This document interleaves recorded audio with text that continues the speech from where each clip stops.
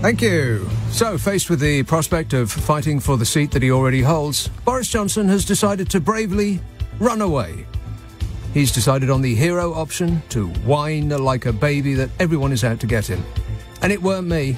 I didn't do nothing, like a naughty little boy caught stealing sweets from the tuck shop and protesting his innocence with chocolate smeared all over his face. He's like Trump, just one long childish bleat about how unfair it all is. Still, now he has denied himself the obligation of working for his constituents in wherever it is. He will free up more time for jogging. Silver linings, Boris. Silver linings.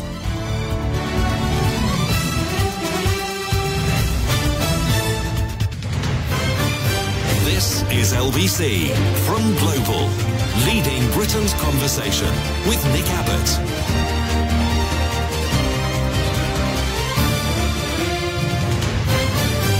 Well, it never gets boring, does it? Boris Johnson's quit as an MP tonight, which means he will no longer be helping the good people of Uxbridge and South Ruislip with, all of the things he did for his constituents, like, no, I can't think of a thing. He stunned Westminster by resigning his seat with immediate effect. He said, right, that's it. I'm leaving. He's flouncing out over the findings, of an investigation into Partygate. Partygate, when during lockdowns that he imposed on us poor dopes who pay taxes, he held a series of up-all-night business discos.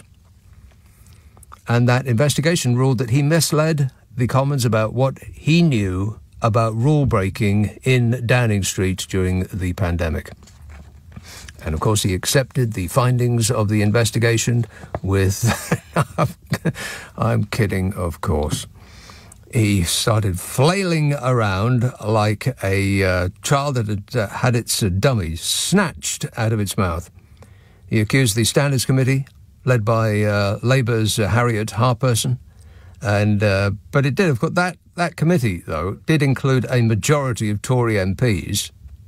But they're probably the wrong sort of Tory MPs. Lefty activist Tory MPs, I expect.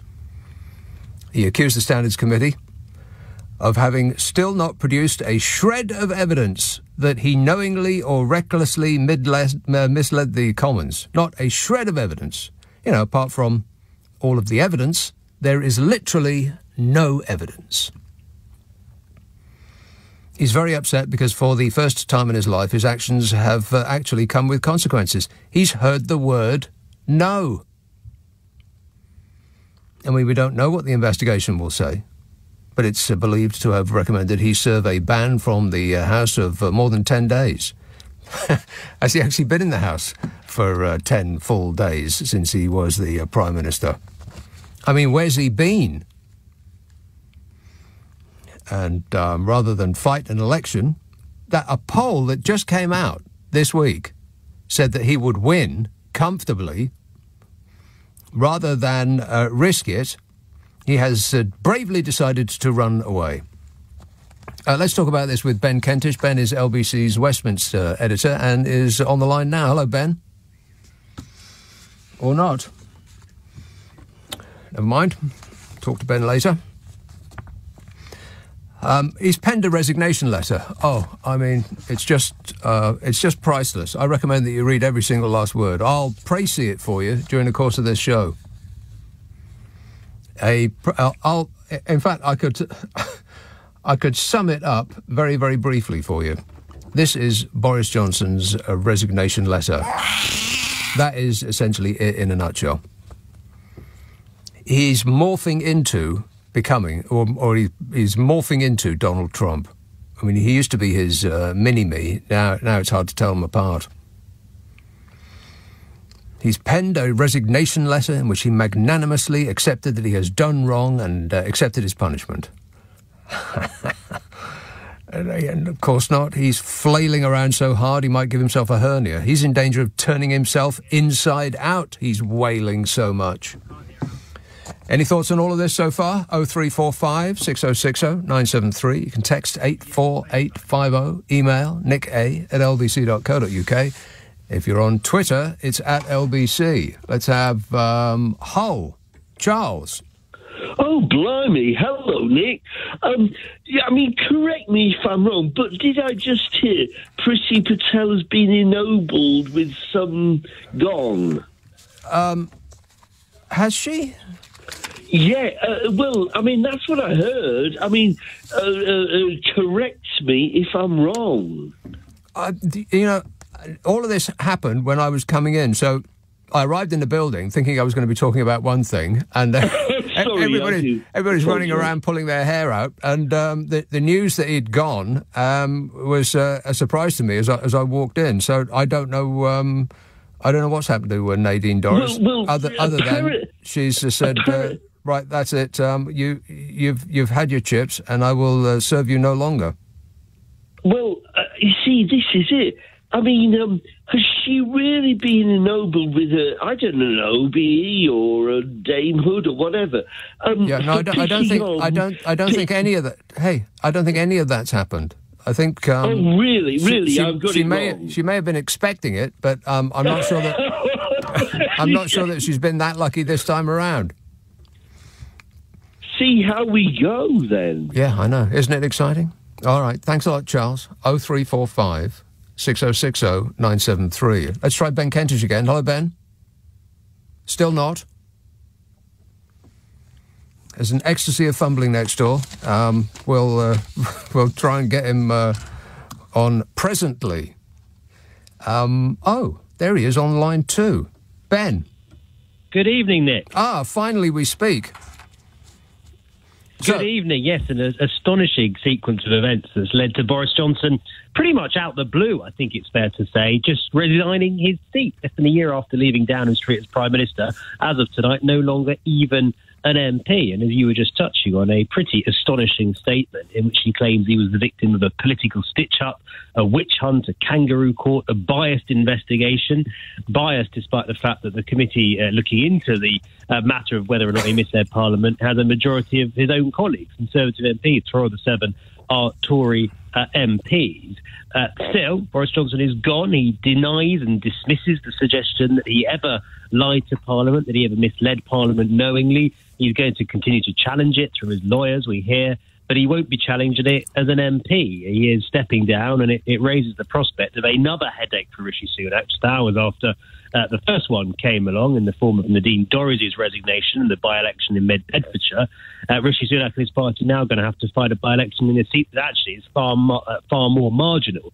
Boris Johnson's Uxbridge and South Ruislip constituency is a majority of only 7 and a bit thousand, and it's the sort of seat, Nick, that if Keir Starmer can't win, then frankly Labour's going to have absolutely no chance of forming the next government. So he will be eyeing up the prospect of a by-election there with glee. Rishi Sunak and his team will be preparing for 2 very challenging by-elections in the weeks to come.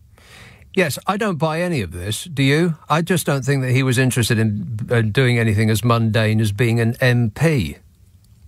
Well, the timing is interesting. There had long been suggestions that he might try to step down in Uxbridge and South Ruislip because of the fact, as I just said, that it's very likely that he was going to lose that seat regardless. It's going to be absolutely fascinating to see whether sometime between now and the next general election, if he does end up popping up somewhere much safer. There were suggestions perhaps even that he might try and fight Nadine Dorries' seat. I think that's pretty unlikely to happen.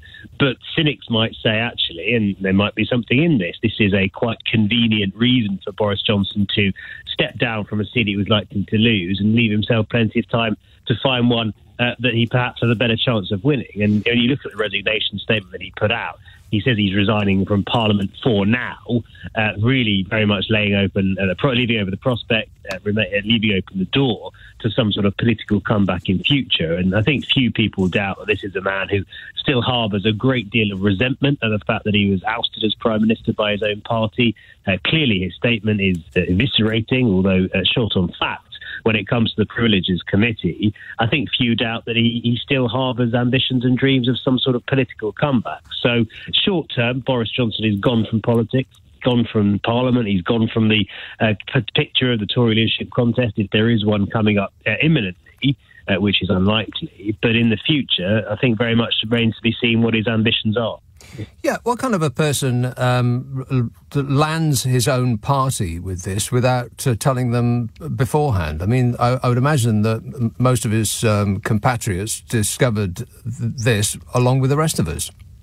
The answer to that, Nick, is one who has very little love for the current party leadership at all, one who feels very hostile to Rishi Sunak, who feels that the now Prime Minister was integral in bringing Boris Johnson down, who feels that since then they haven't done anywhere near as much as Team Johnson would like to try to reach out and bring their man into the tent. And even in the last few hours, the row over Boris Johnson's resignation honours list, which Number 10 reportedly raised some objections with, just reigniting the row, the fact that there's no love lost whatsoever between those two men. Now, in terms of the response from Boris Johnson's former colleagues in the Conservative Parliamentary Party, a real mixed reaction. Some see this as a disaster. Some are very upset, very angry tonight. Some blame Rishi Sunak. Others blame the Privileges Committee. Others are quite relieved, and they think that Boris Johnson's exit from the Parliament has done himself no favours at all, that his resignation statement, pointing the finger at everyone else but himself, is a sign of someone who they are quite happy to see the back of, frankly. It's really interesting to see how difficult this poses a challenge for Rishi Sunak, whether he is going to struggle in the coming weeks to keep a very divided party together, a party that's more divided tonight than it has been for some time, or whether actually he can manage to sort of build on the fact that for quite a lot of Tories, they believe Boris Johnson's been overshadowing the government for far too long already, and they are quite happy that he won't have a place in Parliament to continue to do that from. Yeah. I would imagine that they'll be absolutely thrilled, because the longer he is not an MP, the longer he's not in the Commons, the less likely it is that people are going to be ruining his demise. It can go either way. The risk for Team Sunak is that he becomes even more of the sort of the prince, the king across the water, in much the same way as Andy Burnham has done for Keir Starmer by leaving Parliament. If Boris Johnson continues to sort of pitch himself and place himself as a potential rival, a potential successor once again to Rishi Sunak, that could cause problems. So I think you're right to say that is far less credible, far less effective, given the fact that he's not even an MP. The platform that he had to criticise the government from is not going to be there. I have no doubt he'll still try to do it. In his resignation statement, he threw all sorts of barbs at Rishi Sunak about Brexit, about the lack of trade deals, about housing policy, about taxes being too high, and so on. Everything we've seen from Boris Johnson throughout his political career suggests he's not someone who's simply going to walk off into the night. He's going to continue to be on the political scene. But of course, what it does mean, Nick, is that even if things go really badly for the Tories in the coming months, even if they lose those by-elections horrifically, even if council elections next year are absolutely atrocious for Rishi Sunak, the man who was still seen by quite a few, to perhaps a surprising number of Tory MPs, as the man that they really want to be leading their party even now, the fact that won't be an option is in some ways, yes, a relief for Number 10. It's delusional, though, isn't it? I mean, he is delusional as to his own popularity, and his fans and acolytes and enablers are delusional. I mean, just surely look at the numbers. He's never really been as popular as he imagines himself to be. The only reason that he became, he got that stonking majority, was because he was promising us a fantastical future under his glorious Brexit, which, as we know how that worked out. Well, a lot of the MPs who support him feel that they owe their political careers to him because of that 2019 victory. There's a very clear reason why he's particularly popular amongst the 29 intake, because they think that if it wasn't for Boris Johnson, they never would have won their seats. At the same time, and we've had tweets from some of those MPs tonight talking about Boris Johnson's incredible relationship with the British public, which completely negating the fact that actually a lot changed between 2019 and 2022, and that when Boris Johnson left office, his approval rating in the eyes of the public, the British public, was -48. He was incredibly unpopular. Yeah. So, he did something that very few Tory leaders in recent years have been able to do, and win parts of the country that had never been won by the Tories before. But in the course of being Prime Minister, a lot of the popularity that he did build up was lost. And by the end, as I say, the British public were happy to see the back of it.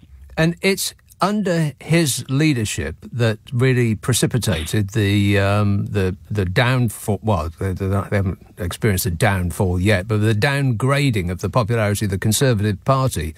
He can't abrogate responsibility for that. It's his fault, surely. Well, I think when you look at what's happened, clearly the Tories are in a bad place. And I think to some extent there is an argument that number 10 will actually be, in some ways able to try to use this as a sign of, look just how badly, what a mess Rishi Sunak inherited from his predecessors. If they can try to do what they've been trying to do in recent weeks and sort of draw this contrast, this distinction between Rishi Sunak and what went before, then actually the trouble, the drama once again being caused by Boris Johnson and some of his allies could just play into that argument. But I think that aside, Nick, this is going to cause a real headache for number 10 simply because of the level of support that Boris Johnson still has in parts, and it's still a minority, but it's a significant minority of the Tory parliamentary party. Do you think that, even dreadful people, when they die, you think, well, they weren't so bad, and their reputation is burnished by their absence? So that's what's going to happen to Boris Johnson. People are going to forget all of the I don't know what's a polite way of saying lies, all of the untruths, the being economical with the truth, all of the scandals, all of that. People will sort of forget it and think, well, he. And they'll just remember the funny clown act. No, I think two reasons for that. Not only is the Privileges Committee not fully reported yet, Nick, so there's that to come. There's also, of course, the COVID inquiry. Boris Johnson's decisions, his time in government, the leadership that he, the questions, the decisions he made during his time as Prime Minister are going to come under considerable scrutiny for months, perhaps years to come. And I think that's going to mean that actually he can't sort of just go into the night and then have this sort of rose-tinted aura around him, because there's going to be a lot of discussion about things that happened on his watch. OK, well, good to talk to you, Ben. Thanks for that. Ben Kentish, LBC's Westminster editor. What are your thoughts? Missing him already? 0345 6060 973. Text 84850. Email nicka@lbc.co.uk. If you're on Twitter, it's at LBC. Friday, Saturday, Sunday night at 10. Nick Abbott. Times. This is LBC with Nick Abbott. Call 0345 6060 973. Tweet at LBC. Text 84850. I think he's portraying a quite stupefying ignorance. 0345 6060 973. Right at the centre of it, Uxbridge. Jonathan.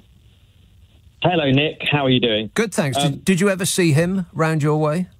To be fair, I mean, he was around a little bit. I mean, look, he was... Define a little bit. Well, I mean, he was trying to lead the country through the COVID pandemic for a start. I mean, you got to hand it to him. He was peeing for the country.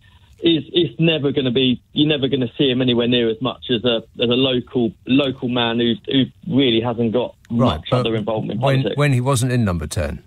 When he had a lot of time to spend on his constituents. How often was he there per week?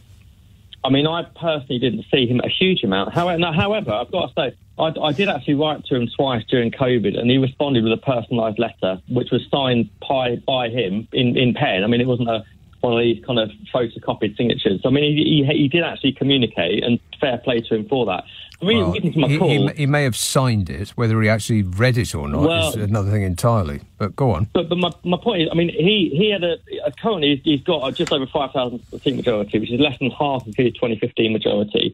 He was always going to leave. I mean, we've had Labour have been really campaigning hard in the last few weeks. In fact, I had one of their representatives who's kind of obviously canvassing for their candidate around just a few weeks ago. So obviously they knew it coming. I knew it was coming, to be honest. I mean, he saved himself the embarrassment of losing next year. There was a poll that was just out this week that said that he would comfortably win. There's no way. Unfortunately, the demographic has changed now in Uxbridge. We've now become part of that London-centric. London, let's be honest, is Labour now. What are you talking about? The demographic has changed since when? The demographic has changed since when? In the last 5-10 years, this constituency has been progressively moving towards Labour, like a lot of the constituencies throughout London. Yeah, but that's got nothing to do with the demographics. That has more to do with the Conservative Party running this country into the ground for the last 13 years. Demographic, maybe. But the way I see it is that London is akin to Scotland and the SNP in the heyday of Nicola Sturgeon, where, frankly, you could be anywhere in Scotland, and the chances are, if you're up against the SNP would win. And unfortunately, that is the case in London now. It's moving further out the suburbs. He didn't have a hope in hell. Yes, but why, though? I mean, you seem to be saying it like it's some sort of plot, some sort of ruse. London's a bit of a bubble, isn't it? London is a bubble within the UK. I mean, we saw it with Brexit. You know, London, the decisions and the people in London vote differently to the rest of the country. You know, it seems to be the further out you go, there is more of a conservative, more conservative support. There's a lot of younger kind of professionals within London that obviously vote for, or more likely to vote for Labour. Look, the thing is, what I'm a bit confused about is that the guy that comes here knocking on the door, his key point is that he's going to improve the economy. Now, their arguments are that... Are you talking about Labour? Labour's argument? Yeah, Labour's argument is that they're going to improve the economy. Now, their two main arguments... Well, it would be hard to make it worse. I agree with you. However, we've had the worst COVID pandemic in over 100 years. So did everybody else. We've got a war in Ukraine. So is everyone else. No, I agree. But when you say that the economy has got worse over the last 7 years, of course it's going to have got worse in the last 7 years. No, I mean by comparison with our major competitors. Yes, however, we've also had Brexit, and we won't go into that. There it is, bingo. And who delivered Brexit? Who got Brexit done?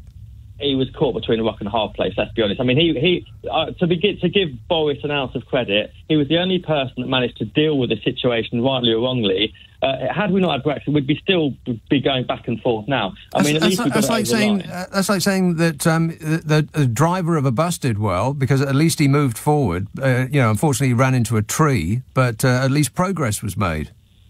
But where would we be now without him? I mean, we would still be going back. I mean, for right, for wrong, we've moved. We've made a decision. We've stuck by it. It's for wrong, isn't it? There is no right. Name me one upside. No, look, I agree with you. I agree with you. However, you know, ultimately the blame for Brexit lies with David Cameron and the coalition with the Lib Dems. Not really, because no, of course it doesn't. David Cameron was stupid enough to ask the general public what they thought about an incredibly complicated issue that absolutely none of them got their head around. They voted on a bunch of fairy stories and slogans. So David Cameron is daft enough to have tried to quell the dissent in the ranks behind him by having a once-in-a-lifetime vote that he thought he would win. OK, so he lost. And then what happened next is not David Cameron's fault. It is primarily Boris Johnson's and, I'd say, Nigel Farage's. But I would say to stand for a stronger and fairer economy, which is what Labour are going for at the moment. I've seen not a lot of evidence so far. And the thing, you know, Keir Starmer, unfortunately, we'll see over the next month. You've seen not a lot of evidence of what? Well, they haven't released a manifesto for next year's election. I'm yet to be won over by Keir Starmer. I think it'll be interesting to see what the result. Right, so you're saying that you disagree with the manifesto that you haven't seen yet? Well, no. What I'm saying is that it'll be interesting to see where this by-election goes. I know I'm pretty sure that Labour are going to win it hands down. However, at the moment, what are we voting for? I think that the decision around about this by-election is going to be largely led on. It's going to be a popularity vote for or against Boris Johnson. And I think the overwhelming majority of people are going to say, look, we don't like him, we never liked him, so we'll just vote Labour as a protest vote. And I'm not sure necessarily that's the right way to voting go. Labour as a protest vote is absolute nonsense, Jonathan. If anybody is protesting, it's voting for any other party but the Conservatives. That's the protest. I think that, I mean, I understand what you're saying, but I think you've got every single one of your arguments upside down and inside out. But thanks, Jonathan. 0345 6060 973. This message says, Nick, note the bit in his resignation letter which says the work of the Privileges Committee should not go on for a single second more. He doesn't want them to release their report. We paid for that investigation, and for his lawyers, we should be able to read it. 0345 6060 973. Text 84850. Email nica@lbc.co.uk. And if you're on Twitter, it's @LBC. Nick Abbott on LBC. Call 0345 6060 973. 0345 6060 973. This message says, you seem to have gone all Sunday on a Friday. What about our long-range weather? Well, let's deal with this first. The weather will still be there tomorrow. And this says, sadly, Priti Patel as Dame and Smug has been knighted as well. Oh, Priti Patel, yeah, but Nadine Dorris has apparently been left off the list. And I thought they were in love, LUV. I mean, the way she used to look at him. With great admiration. And she left on the same day. How will we manage without them? I just suppose we'll have to muddle along. 0345 6060 973. Upminster. Hello, Keith. Oh, hello, Nick. Sorry. Give me a second. I'll just put my food down. Sure. Why not? Take all the time you need. It's a live show. Okay. So, was born in the USA. Boris Johnson was born in the USA. Mm-hmm. And he lived there. Apparently, the qualifications to become president of the USA is 14 years residency. I don't think he qualifies on that one, but he meets all the other criteria. Yeah. You think that Boris Johnson is going to try and become the president of the United States of America? Why not? Well, the American people, for one. They probably love him over there. I very much doubt they've ever heard of him. No, he spends loads of time over there. He was in Las Vegas for a couple of weeks, wasn't he? Well, America's bigger than Las Vegas. It's a very large place indeed. 3,000 miles from one end to the next. He was born in New York City. He lived there until the age of 5. Right. And he has been there a few more times since, but I don't know if you suddenly see him flying west in the next few weeks and never to come back. Yeah. Then I'll be delighted. Yes. Until he stands for... Yeah, world king. Yeah, sure. Yeah. All right, that's about as likely. Thanks a lot, Keith. 0345 6060 973. David says, I bet we'll find that Johnson's got a box of government nuclear secrets stashed in his outside loo, including the Trident launch codes. Well, I wouldn't be remotely surprised. Woolwich, Richard. Oh, hi, Nick. Nick, I know you haven't done the weather report tonight, but just to let you know that I'm sitting outside in my garden in Woolwich in my shorts. It feels like Ibiza. It's glorious. Okay, a little bit too much information. Disgusting. Shorts, you say? Put those knees away. No one wants to see that. And I am... No, the news today was just extraordinary, but his reaction to me is the ultimate narcissist leader that he is. He's completely a narcissistic person, and I think he's narcissistic leaders. They do exactly this. They build stuff, and then they completely destroy everything. Yes, and then in their way. Blame everyone else. And blame everyone else. So this is completely to character. Yeah, you can see it coming away. You can see it coming a mile off, and I just don't believe any of it. I don't believe that he's got the hump and said, "Well, I've been boxed into a corner by this dreadful lefty woke mob of mostly Tory MPs who always had it in for me, and so I'm going to slink away now to spend more time with somebody else's money." I just don't believe it. I didn't believe him as an MP. For anywhere, never mind about blooming Uxbridge. I spent 4 years in Uxbridge, and with the greatest respect, it's no Henley, which I think is more his sort of thing, isn't it? Yeah, and even that kind of clear Tory supporter was doing his best before coming on, but I mean, he just couldn't keep it up, could he? There was no way that you could really support someone like Johnson. But the thing I really want to say about Johnson, I think that the point that you make a lot, and I completely agree with it, this is like a bad B-movie flick. This is the villain that is just not going to die. Yeah, that's right. There's 15 minutes left of the film, and you think that the monster has died, but it's not dead yet. Exactly. This is Jaws, the shark. This is all the We're this is going the whole genre, to right? need a bigger boat. Exactly. The guy's going to come. There's clearly something going on.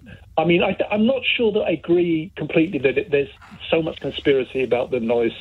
Oh God, I forgot her name. Nadine.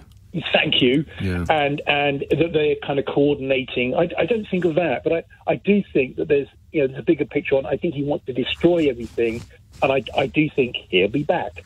Yeah, he'll waddle back into our lives at some point in the future, no doubt. All right, thanks a lot, Richard. 0345 6060 973.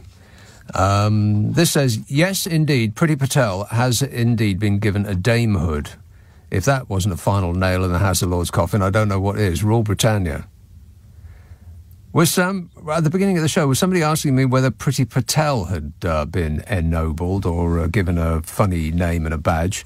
I thought they were saying Nadine Dorris. That's where my mind was. My mind is with Nadine. What will she do now? Let's have concert. Hello, Sean. Hello, man. Happiness, the greatest gift that I possess. I've never been so happy in my life, man. I've been to a funeral today. I've had a sad day the day. But I tell you what, this Barney Rubble halfwit, I'm pleased he's gone, like. What a halfwit. Well, I would I'd keep that champagne corked if I were you. He'll never get back into Parliament, man. He'll never get back in. I don't think we've seen the last of him. We've seen the last of him, mate. He's a worm, man. He's a Barney Rubble. Get back to your Flintstones, you halfwit. Right, well, don't sit on the fence, Sean. Tell us what you think. Thanks a lot, mate. 0345 6060 973. This says, Caroline says, leave him alone. Leave him alone. He's doing his best. He's got to run away. It was a kangaroo court. Have you seen the size of kangaroos? They're very scary when they get angry. And Martin in Northampton said, Mad Nads and Spaffer giving up their seats on the same day. What a beautiful romance. Enduring to the next stab in the back. What does that mean? Meanwhile, I'm sure their constituents won't notice any change. They won't notice the difference. No, Boris Johnson won't be going to Uxbridge anytime soon, thereby continuing in the same vein as he has done for pretty much ever since he was the MP there. He blows in every now and again, in a blaze of publicity, spends just enough time to get his photograph taken wearing somebody else's work clothes, and then blows back out again. I mean, is he really going to be sitting there? I don't think he's even got a published address for his office. Where does he work there? If you wanted to go and see him as a constituent, where would you go?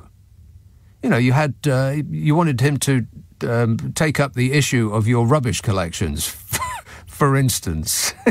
I mean, just the idea that he would be concerned about that is laughable. I don't know why we've put up with it for so long. But anyway, he leapt before he was pushed, which is the brave option. Not really, no. Precious few defenders so far. I mean, there was a sort of a half one a couple of calls ago, but not much. I don't think his heart was in it.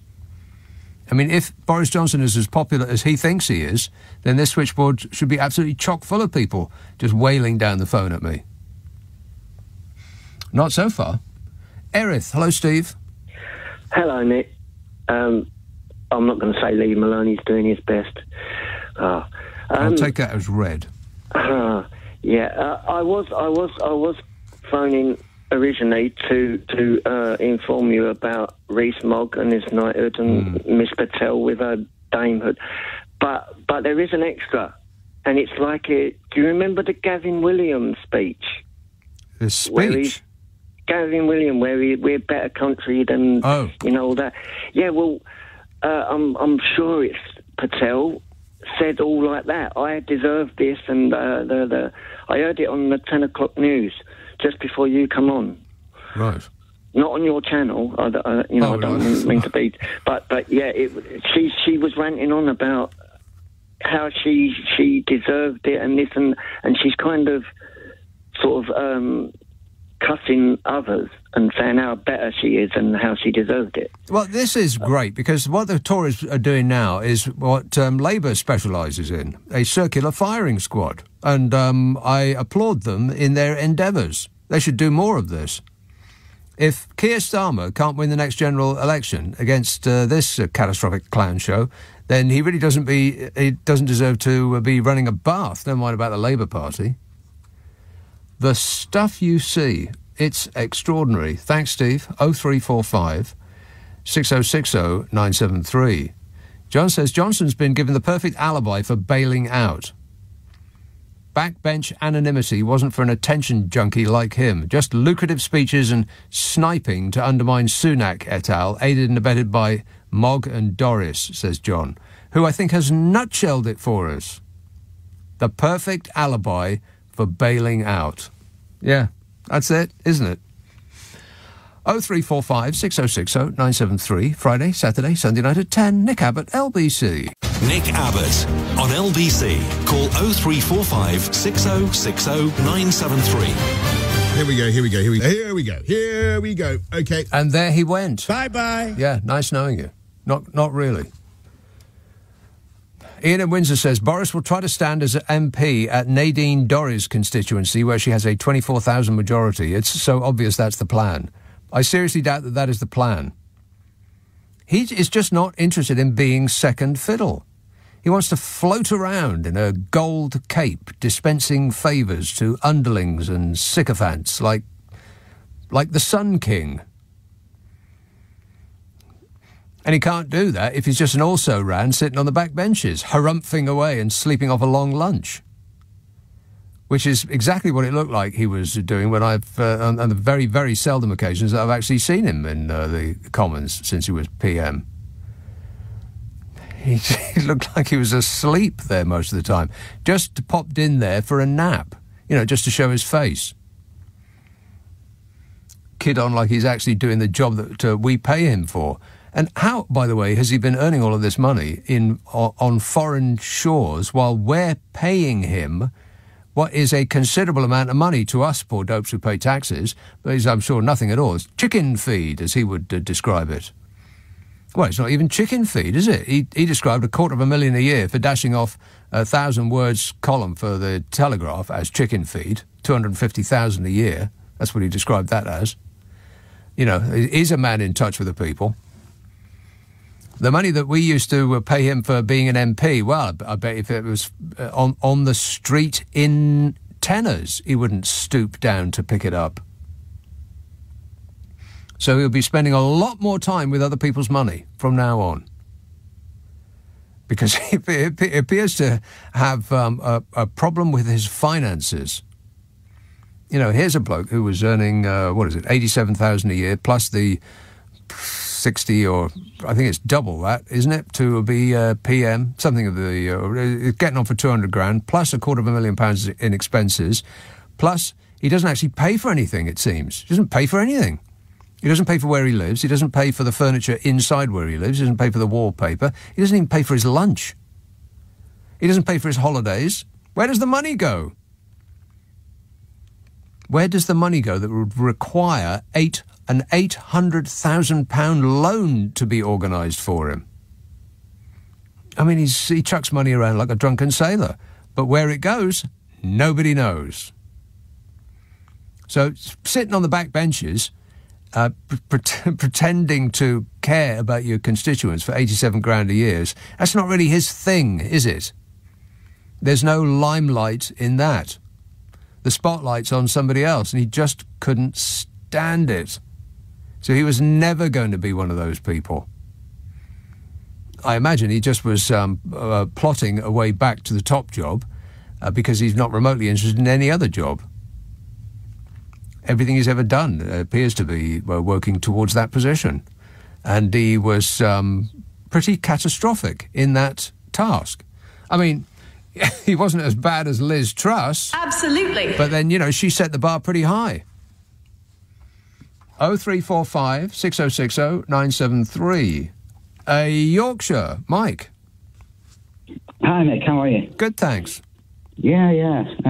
Feel a bit trivia and then a serious point at the end. Do you realise we've now got to pay Boris a golden parachute payment because he's lost the House of Commons? Good side is we no longer have to fund his legal fees so he can defend himself against us, which was never fair in the first place.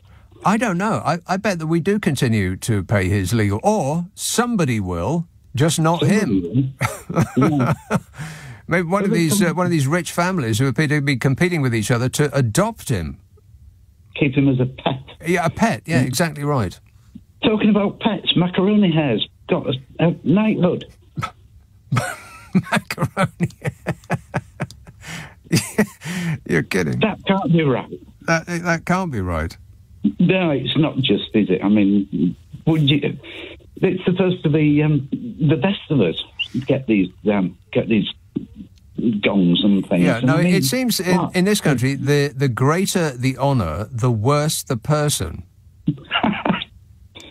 Yeah, I can remember that. But anyway, on a serious note, look at forget all the emotion and the sort of hopes and fears and everything, and analyse what actually happens. Right, Johnson is no longer an MP. Now, according to Gavin Barwell earlier on, the Conservative Party can block his candidacy in by-elections or the next general election. So Sunak, according to Barwell, can prevent him becoming an MP.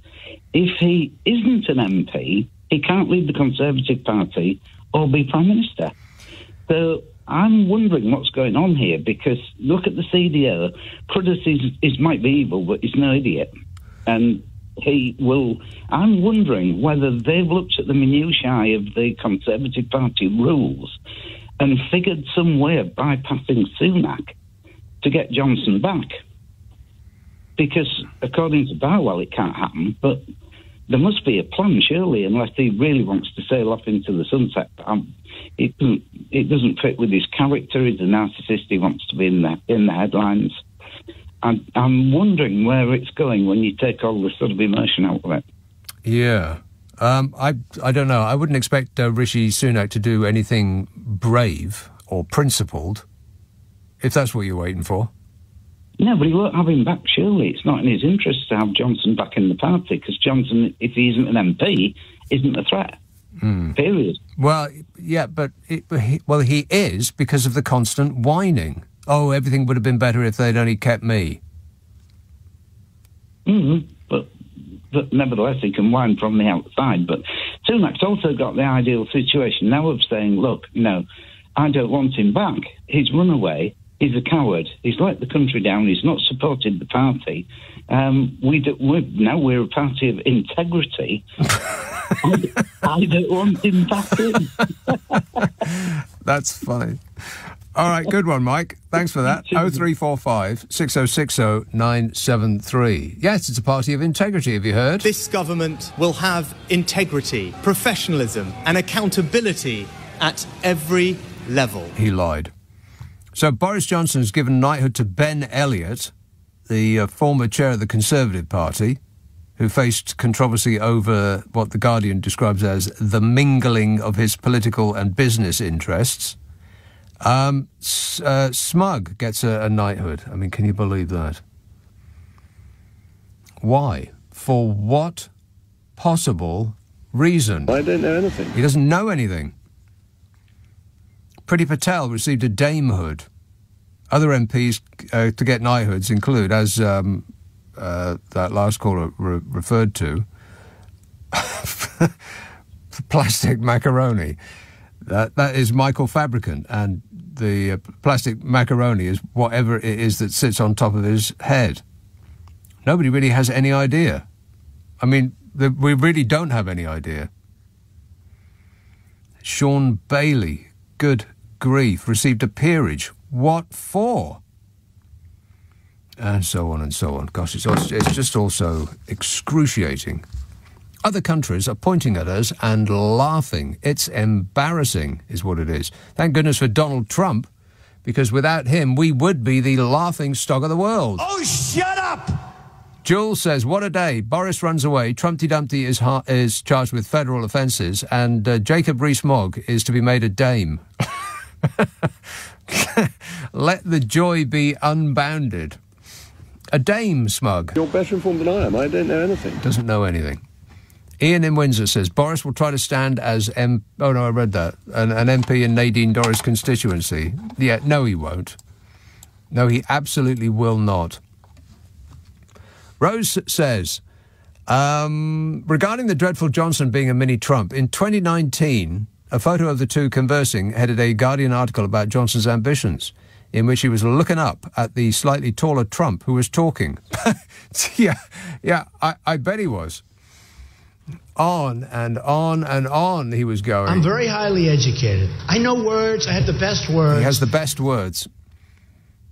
She says that there was half a smile on Johnson's lips, and I couldn't work out why. I found the picture so disturbing.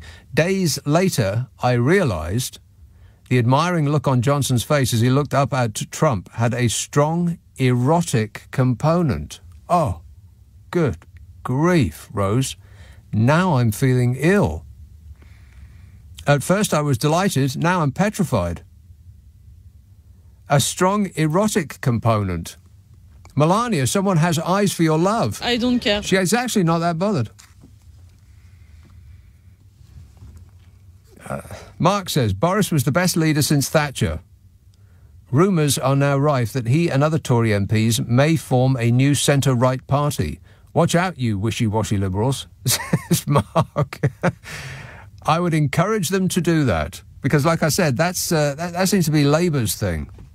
Fighting amongst yourselves and splitting the vote down the middle and going off into warring factions in order to snatch disaster from the jaws of success.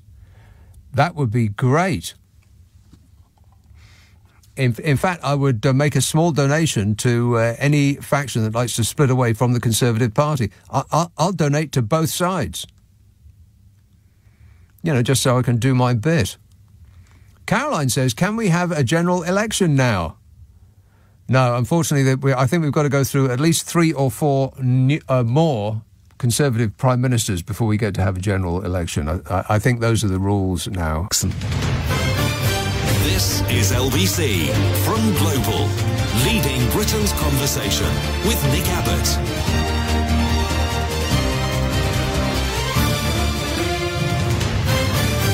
Kevin in Mid-Wales says, no more Boris, nor Doris, Trump indicted, and no predicted US trade deal.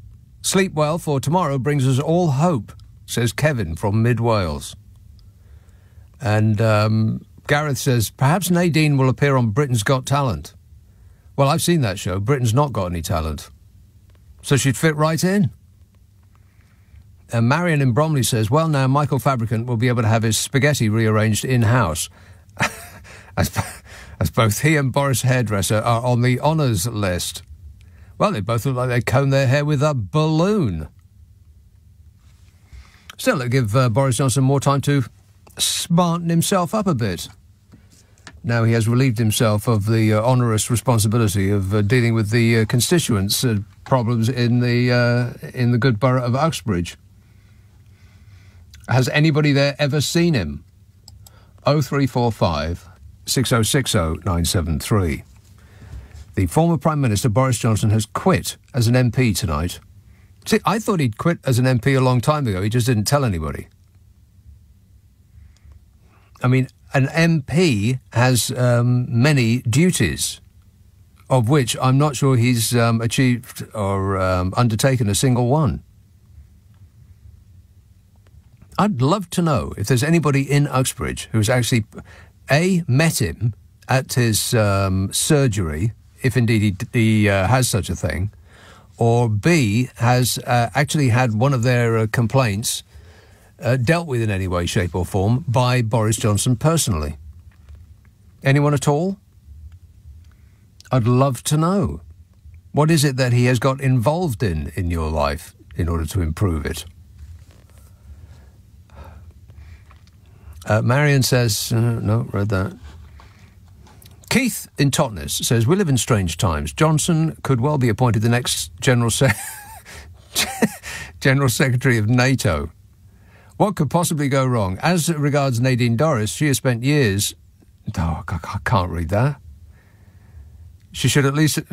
No, I can't read that. I can't read that, Keith. Very, very rude, Keith. Disgusting. And wash your brain out with soap. Oldbury, hello, Ranjit. Hi, Nick. I've just washed my brain out with soap, regarding Nadine Dorries and Boris Johnson. Yeah. For the last few months, right, I was thinking they are an item, right? So... Well, the way she looks at, I mean, that famous picture of him standing in the Commons with his... I don't know whether it was included in the picture, but let's just assume he had his bum hanging out the back of his suit trousers, and she's staring up at him as though he's entirely made out of chocolate cake. Yeah, I mean, the one time they were wearing identical uniforms somewhere as well. And I did speak to you about it, and you went, Ranjit, wash your brains out. But you know what? Can you imagine the offspring that you'd have? Oh, please. No.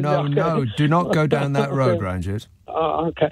Listen, Boris Johnson, everybody's saying he's jumped before he was pushed, yeah? And all these things, who is he? He's just a loser, right? Because everything he's done, he's lost that. He wanted to be Prime Minister by hook or crook. He's managed it, yeah? Okay. Well, and the moment he got there is as though he didn't, on achieving the prize that he'd spent his entire life yearning for, he didn't know what to do with it. Yeah, and he's totally messed up the country. All these people saying he's called all the right shots at the right time. You know what? He got all the big calls right, is the phrase you're looking for, but he absolutely didn't. It's the opposite of that. Okay, so if he didn't resign now, right, we'll soon find out what was in the Sue Gregg report, okay? Yeah. We'd see how damning it was. Then don't forget, his party would have had to vote in Parliament on how many days he was going to be banned from Parliament, so it might have been 9.5. Right. So, yes. And then, or nine, Adrian Molan, 9 3/4 was he, something like that, yeah? I think it's twofold. First, he didn't want the ignominy of losing to somebody whose name is unknown to anybody outside of Uxbridge. I mean, I honestly can't remember. If you put a gun to my head, I wouldn't have a clue as to what the Labour candidate for Uxbridge's name is. But to lose to some nobody would be just too much for somebody of such a vaunting self-regard to stand. So he avoided that, one. And two, I don't believe he was remotely interested in doing that job.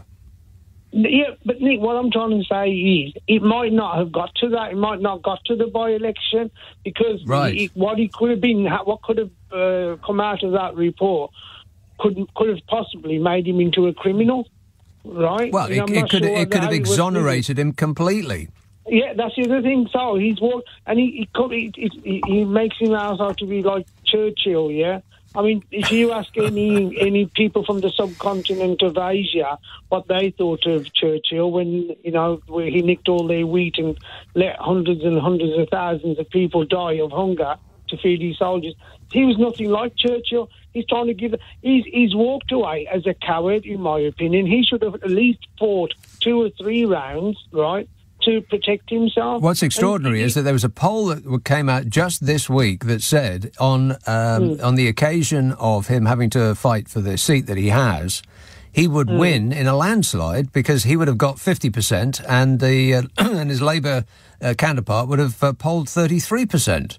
And this was Lord Ashcroft's poll. Yeah. So go on.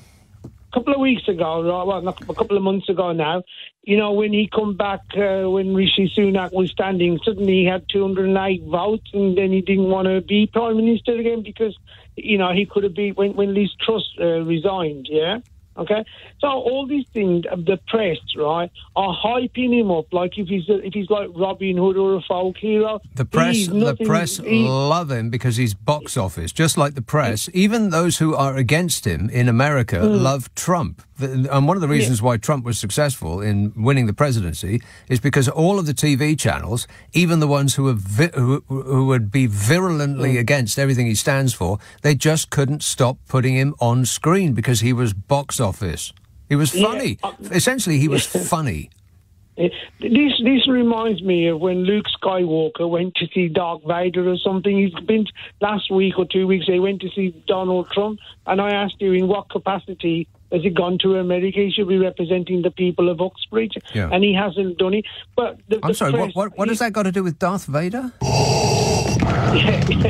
He went to see his dad, didn't he? Donald Trump. I mean, spoiler alert! It was his father. Yeah. But what I'm saying is the press now have got to call it out and say he's a loser, he's a liar, right? He's let the country down. Yeah, they won't. And they won't because, yes, they want to sell the tabloids, want to sell the papers. Yeah. But to me, the guy is a proper loser because if he had any kind of integrity, what he should have done was fought in his corner.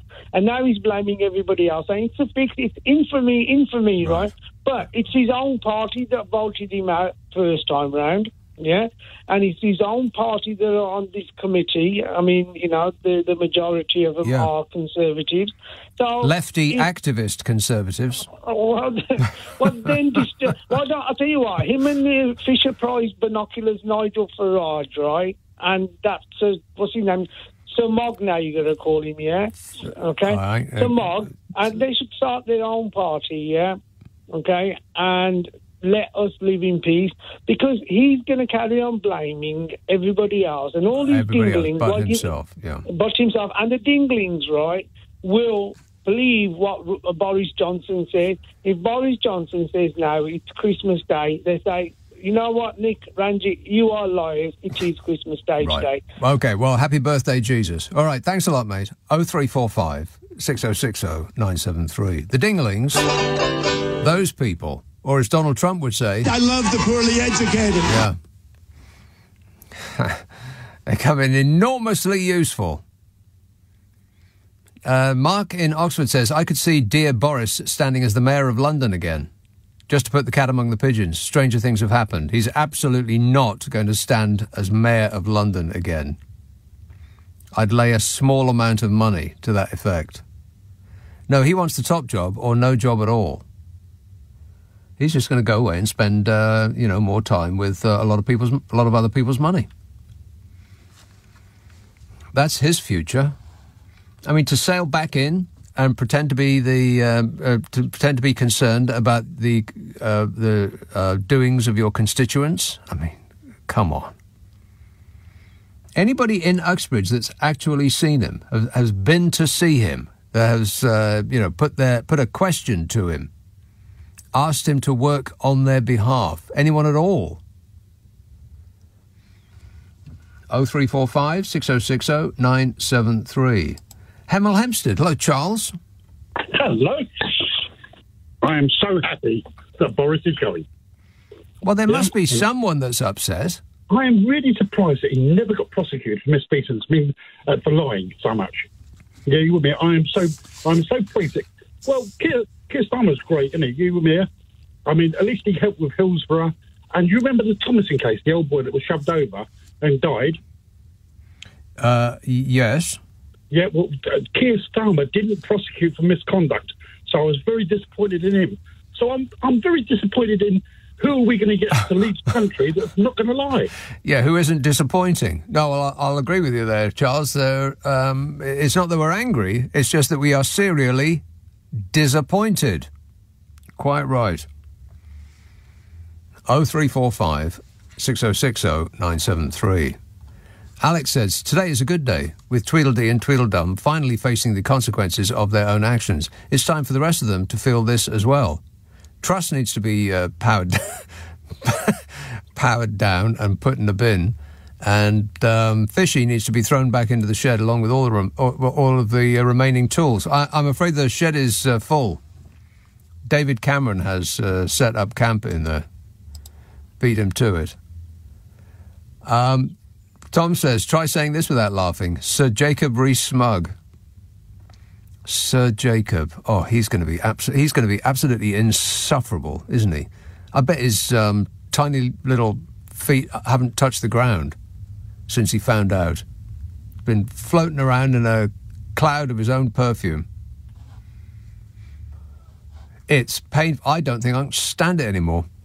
Gerald in Bristol says, can it be true? I imagine Boris running through the lobbies shouting, infamy, infamy. The COVID committee had it in for me. 0345 6060 973. Text 84. Are you missing him already? LBC. Nick Abbott on LBC. Call 0345 6060 973. This is complete nonsense. Complete nonsense. He's gone. Former Prime Minister Boris Johnson quit as an MP tonight, which means he will no longer be helping the good people of Uxbridge and South Ruislip with whatever ails them. So no change there. He stunned Westminster by resigning his seat with immediate effect, flounced out over the findings of an investigation into Partygate. You know, all of those very, very important all night long bring your own booze business meetings. The investigation ruled he misled the Commons about what he knew about rule breaking in Downing Street during the pandemic. In other words, yeah, he accused the Standards Committee of not producing a shred of evidence. You know, apart from all of the evidence that they produced, there's not been a shred of evidence. He's very upset. For the first time in his life, his actions have actually come with consequences. He's heard the word no. It's believed that this investigation will have recommended he served a ban from the House of more than 10 days, but we don't know that, and he don't know that, so he decided to leave anyway. Bravely ran away from a fight to save his seat. But it's just not him, though, is it? Uxbridge. I mean, I've lived in Uxbridge. I know exactly what it's like. I lived there for 4 years. And it's just not him. Oxford, perhaps. Somewhere like that. Henley, that's so more him. Not Uxbridge. Where's the glamour in Uxbridge? Rather than fight that election, he's gone. He penned a resignation letter in which he magnanimously accepted that he has done wrong and accepts his punishment. Of course he didn't. He just whined and whined and whined like the person that he appears to be turning into. I'm a whiner, and I keep whining and whining. Whining and whining. I am the most fabulous whiner. And I'm a whiner, and I keep whining and whining. And he's whining even now. I bet he whines in his sleep. All somebody else's fault. Like a naughty little schoolboy. Woking. Hello, Jeff. Hello, Nick. Hello. Keith's just told me that the good men folk of Uxbridge and West Ruislip are wearing their trousers at a half-mast tonight. Is that right? That's what he told me. And he's also mentioned as well, I believe it's true, that Michael Fabian's hairpiece has resigned with immediate effect. Yes. No, seriously, Nick. Bodger's resignation honours list. It was bad enough that we've got Sir Moggy and Dame Priti Patel. But to add insult to injury, Party Marty has been knighted. Can you believe that? Yes. Well, I mean, you know, Party Marty was operational in dragging suitcases full of booze into Downing Street during the lockdown, for God's sake. Well, I don't know the name of the person that actually did it, so let's assume that Party Marty. Right. Okay. But no, I think Bodger will stand again. Really? Yes, I think he'll find somewhere, some nook and cranny to hide. Right. Okay. That's a pretty awful thought. I wish you'd put it in some other fashion, but you did, and we're going to have to live with that, Jeff. Thanks for that. Nook and cranny, you say? 0345 6060 973. Jim in Bristol says, this is not the country I grew up in. There used to be a thing called right and wrong. Orwell said it. Look out for 2 + 2 = 5. We're there already, Jim. over and over and over again.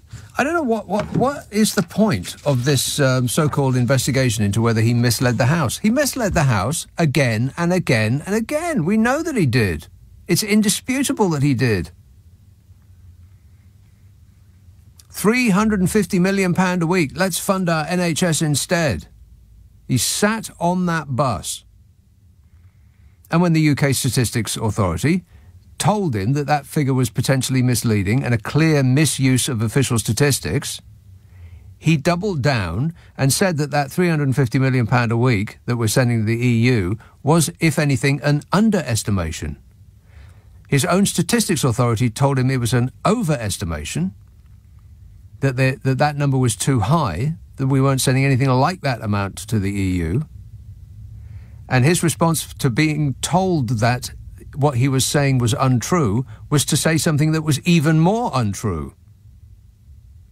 He said that it's the government's policy that Turkey should join the European Union. No, it wasn't. It was the opposite of that.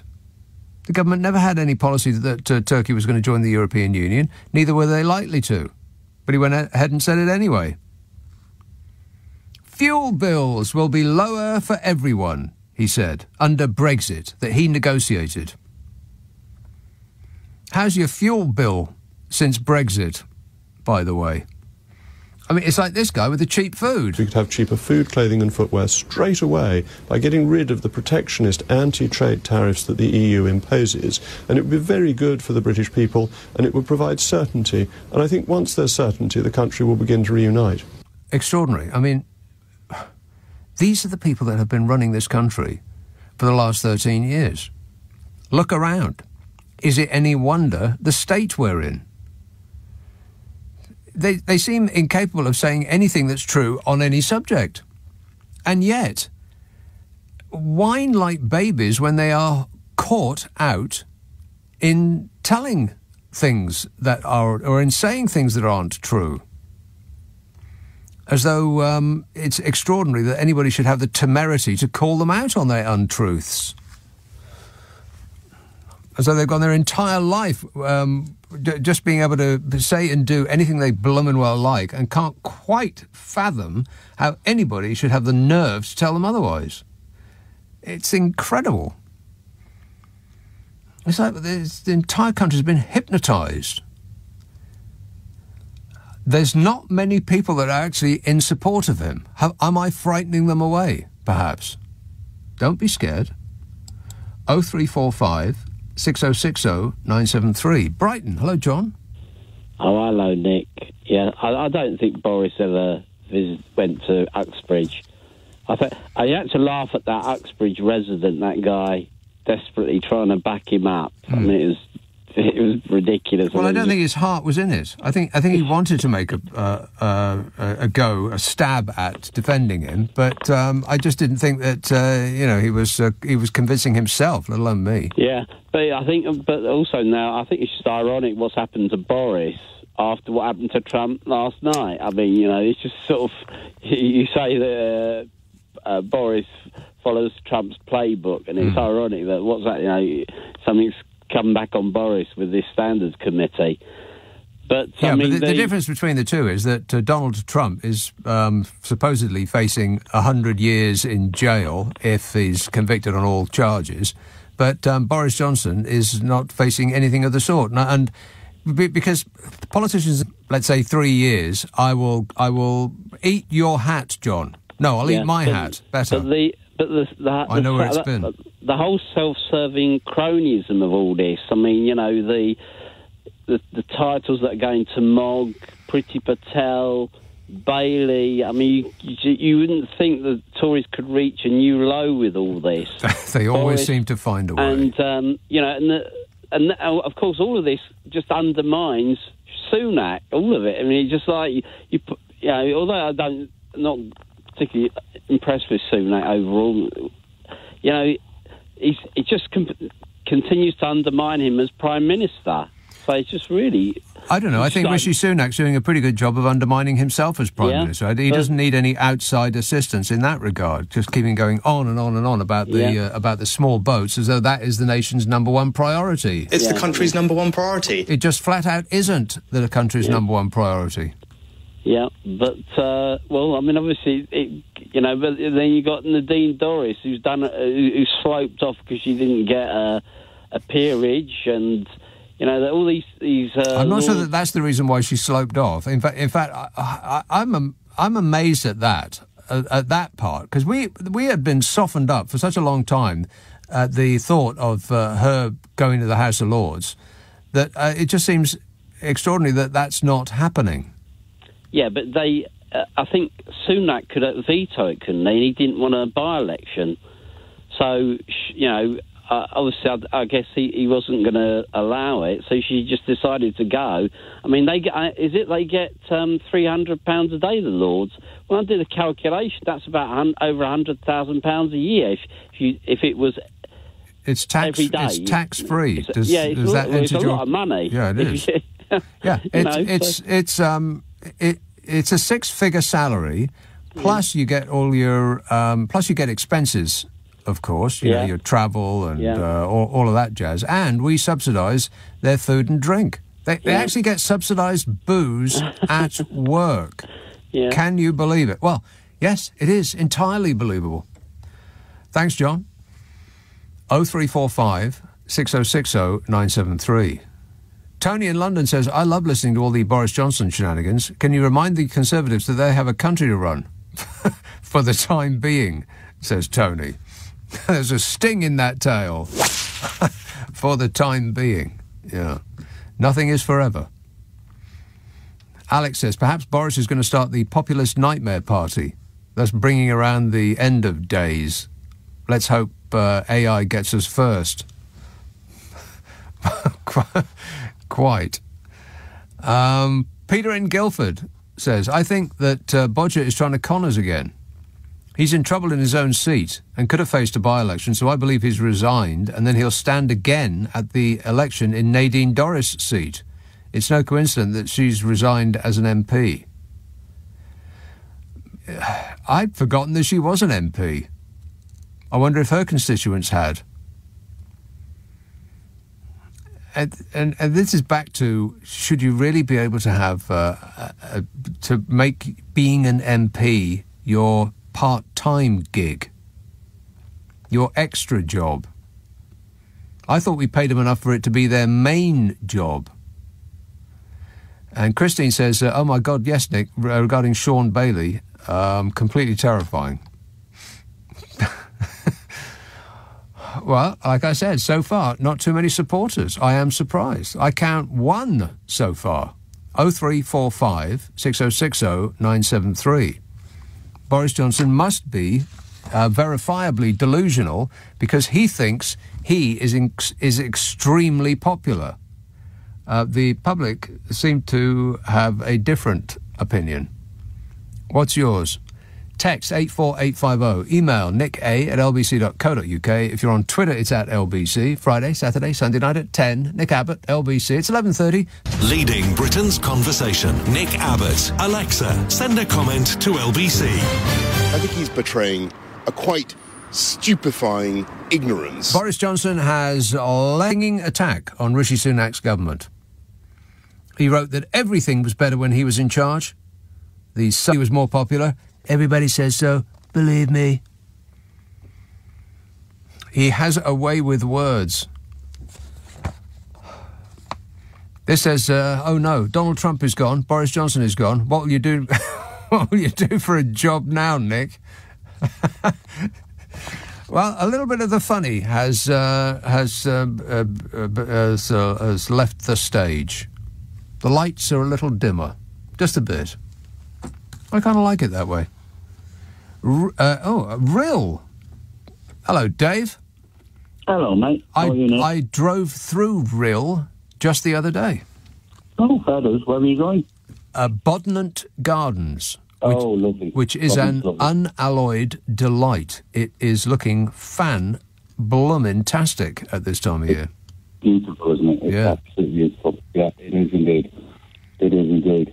Thank you for having me on, mate. No worries. Go ahead.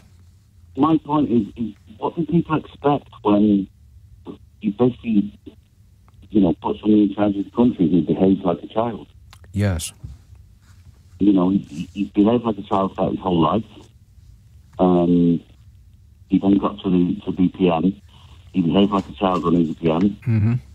And then with his resignation speech, letter, whatever you want to call it, it's just childish. I mean, it's just ridiculous. Yeah, he's infantile. I mean, if the country seems, a few of us seem surprised that when you elect a clown, you get a circus. Yeah, absolutely. I mean, I'm sat here now. I've got his statement in full in front of me. Paragraph 4 says, "I did not lie." That's one of these things. Well, he's lied in every job he's ever had. Yes, verifiably so. And he's been sacked for every job he's ever had for lying. Well, I don't know about every job, but a significant number of them, yes. No, it's every job. It really is every job, I mean, including EPM, because, Mr. Pincher, Pincher by name, Pincher by nature. Apparently. That was a lie, because you knew full well what the guy was like. And then it goes on, and then the 6th paragraph says, most members of the committee. Well, most members of the committee were Conservatives. Yeah. But they were the wrong sort of Conservatives. Adult ones, that we say. Activist, lefty, woke Conservatives, I bet. Oh, like me then. Must be, yeah. All right, thanks a lot, Dave. 0345 6060 973. That's Dave from Rhyl in North Wales. I mean, it's okay. It's no Abergele. It's no Llandudno. Thanks, Dave. 0345 6060 973. If you are, by the way, in and around the north of Wales, and you have a spare afternoon at your disposal, Bodnant Gardens is just fantastic. It really is. It's just, it's worth the trip from London just to go there. Marvellous. Sandbach. John. I drove by Sandbach as well. I toyed with going into the motorway service station in Sandbach, but I mistakenly chose the one just before it instead, which is a dreadful dump. It really is awful. Most of them are. Well, yeah, and it's. I try to keep a mental note of which ones are nice, because some are actually quite nice. I mean, some have landscapes outside and, waterfalls and places. If you go up into Lake District there's one in the Lake District on your way up to Scotland. Oh yeah, that's lovely. It's in in Cumbria, right? But you can't tell whether it's nice or not until you've made the leap to actually exit the motorway. And once you've done that, you've already told your body that it's okay, you're going to be able to pee soon. And so there's you can't take a look at it and think, I'll just wait to the next one, because that'll be 30 miles away. So you're stuck with that initial decision. Yeah.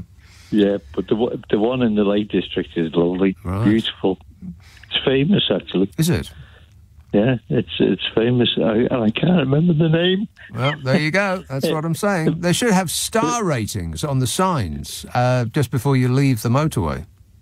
Yeah, but I can't remember the name, because I think nothing worse than a woman scorned.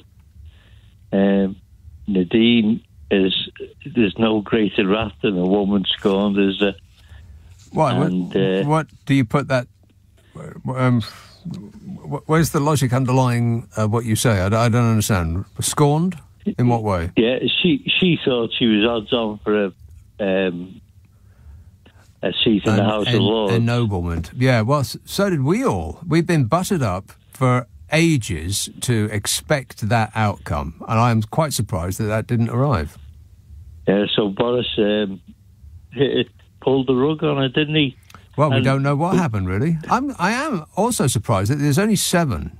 I mean, you think that... I mean, didn't Liz Truss want, like, 50 or something like that. Absolutely. I mean, more. She wanted to ennoble more people than she spent as days as Prime Minister. Where are we going to stick all these 100 people that he's made new laws? They won't show up. No? They pop their heads around the corner to make it plain that they're here. Then they go to lunch, and then they pick up their 300 and whatever it is, tax-free per day, and then they slope off to, earn some real money. Yeah, that's true. It's a cash cow, isn't it? I mean, when you look at the coverage of the House of Lords, there's never anybody there. And what smattering of people there are scattered over the benches, half of them are asleep, just sleeping off a lunch. Yeah, but it's a good lunch too. Yes, no doubt. Well, we're paying for it, so it better be. Yeah, but it's a cracker lunch. Maybe Nadine Dorris was she a bit? Did she have a fling with Johnson? No, there's no evidence to suggest that is the case. Oh, I see. But she just looked at him like a child would look at a Christmas present. Did she think he was Adonis? Well, if that's the case, then she needs to see an optometrist straight away. Thanks, John. 0345 6060 973. This one says, Doug says, Johnson wanted the job of Prime Minister but didn't want to do the work. He thought he could let the Cabinet and the Civil Service run the show while he rode the Brexit wave. Unfortunately, COVID came along and screwed that up, and he had to start actually leading but was found wanting. Yeah, I think that's about right. Yes, COVID came along to undermine his little scheme to just be Boris. I don't think he was actually really remotely interested in the job of being Prime Minister, let alone the job of being an MP. He just wanted to bathe in the glory that is him. The spotlight constantly on him. He could stand at the dispatch box and, speak Latin and quote Greek fairy tales and all that nonsense that he comes out with to impress people, and just get the approval of sycophants and acolytes. The actual work part, not really his thing. Exactly like Donald Trump. I mean, just like Donald Trump, they had to précis everything for him. Other prime ministers, I mean, I bet if Theresa May, or when Theresa May was the Prime Minister, I bet she'd read every word in her ministerial boxes. Get right to the bottom of the pile, she would. Whereas Boris Johnson wanted you to summarise the entire box in 100 words or less, and preferably put it in a video form. I just don't I think that he was remotely interested in the job, just the glory. Peter in Watford says he's also given his hairdresser an MBE.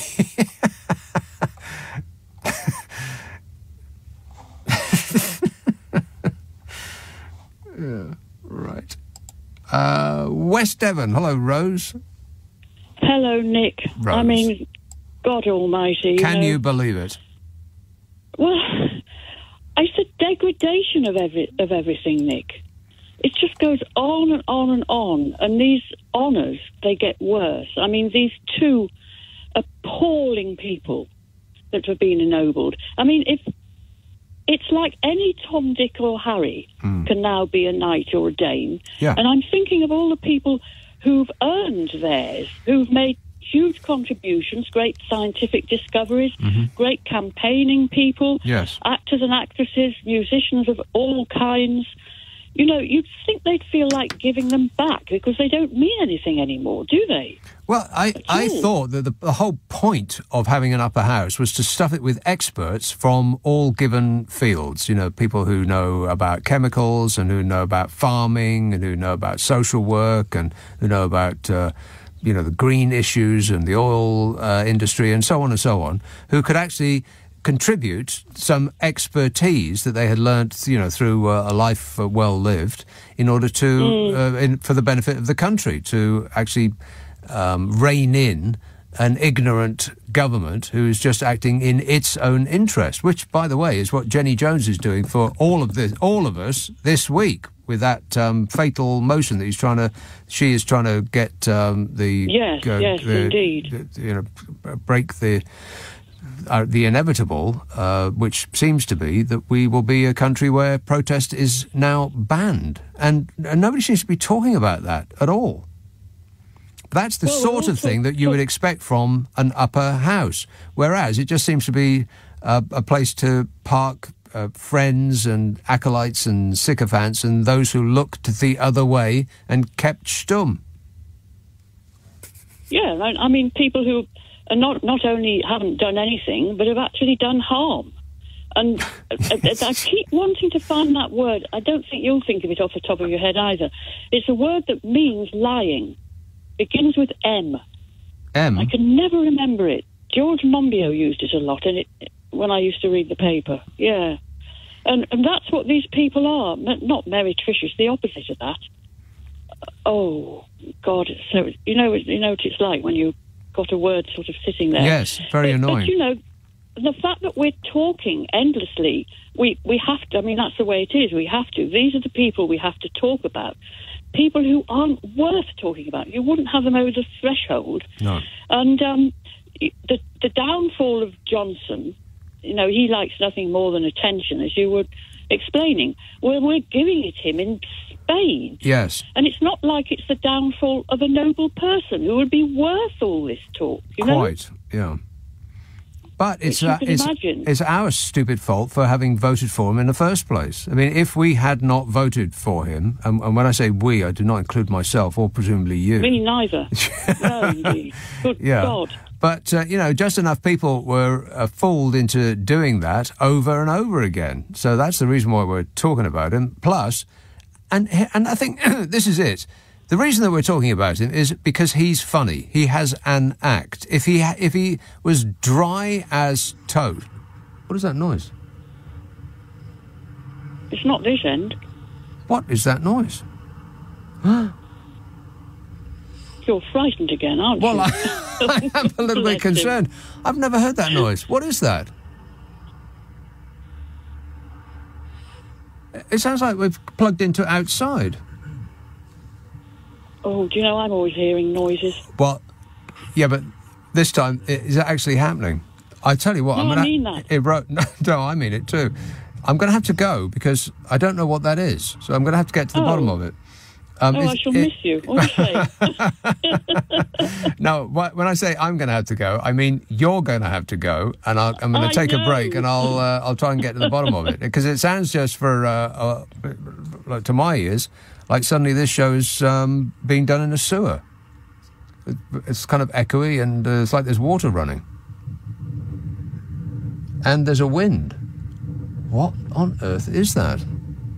Is it just me, or can you hear that too? Yeah.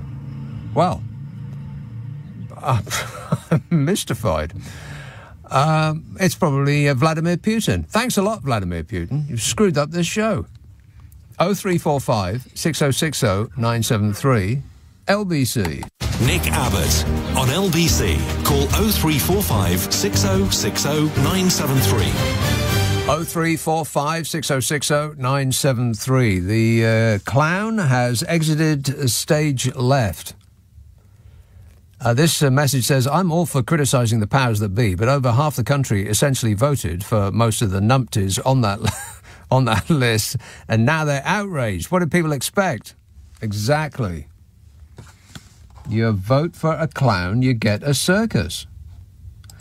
Uxbridge, Ali. Hello. Yes, sir. How are you, sir? All right. Okay. Well, I'm just going to play in one of my...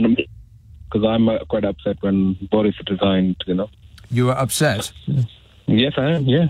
Okay. Why is that? Because he was a very good MP and he had a good team. So any problems we had, we never had to ask twice, Send an email and it will get done, Like what? So, like what? social issues around here. Our roads were full of potholes, and an email got sorted. No problem. And any other issues? You think that Boris Johnson made your potholes get filled? Well, it was a brand new road, And having said that, maybe he inherited a good team because John Randall was an MP before, and he was a good MP and always win with clear majority. And this borough, I think, is going to stay conservative. Doesn't matter who comes here.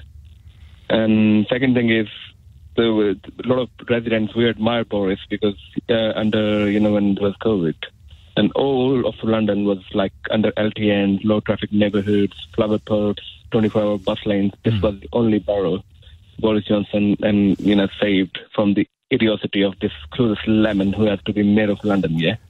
You think that Boris Johnson personally intervened to stop low traffic neighbourhoods in your area? Well, Hillingdon was the only borough which didn't have.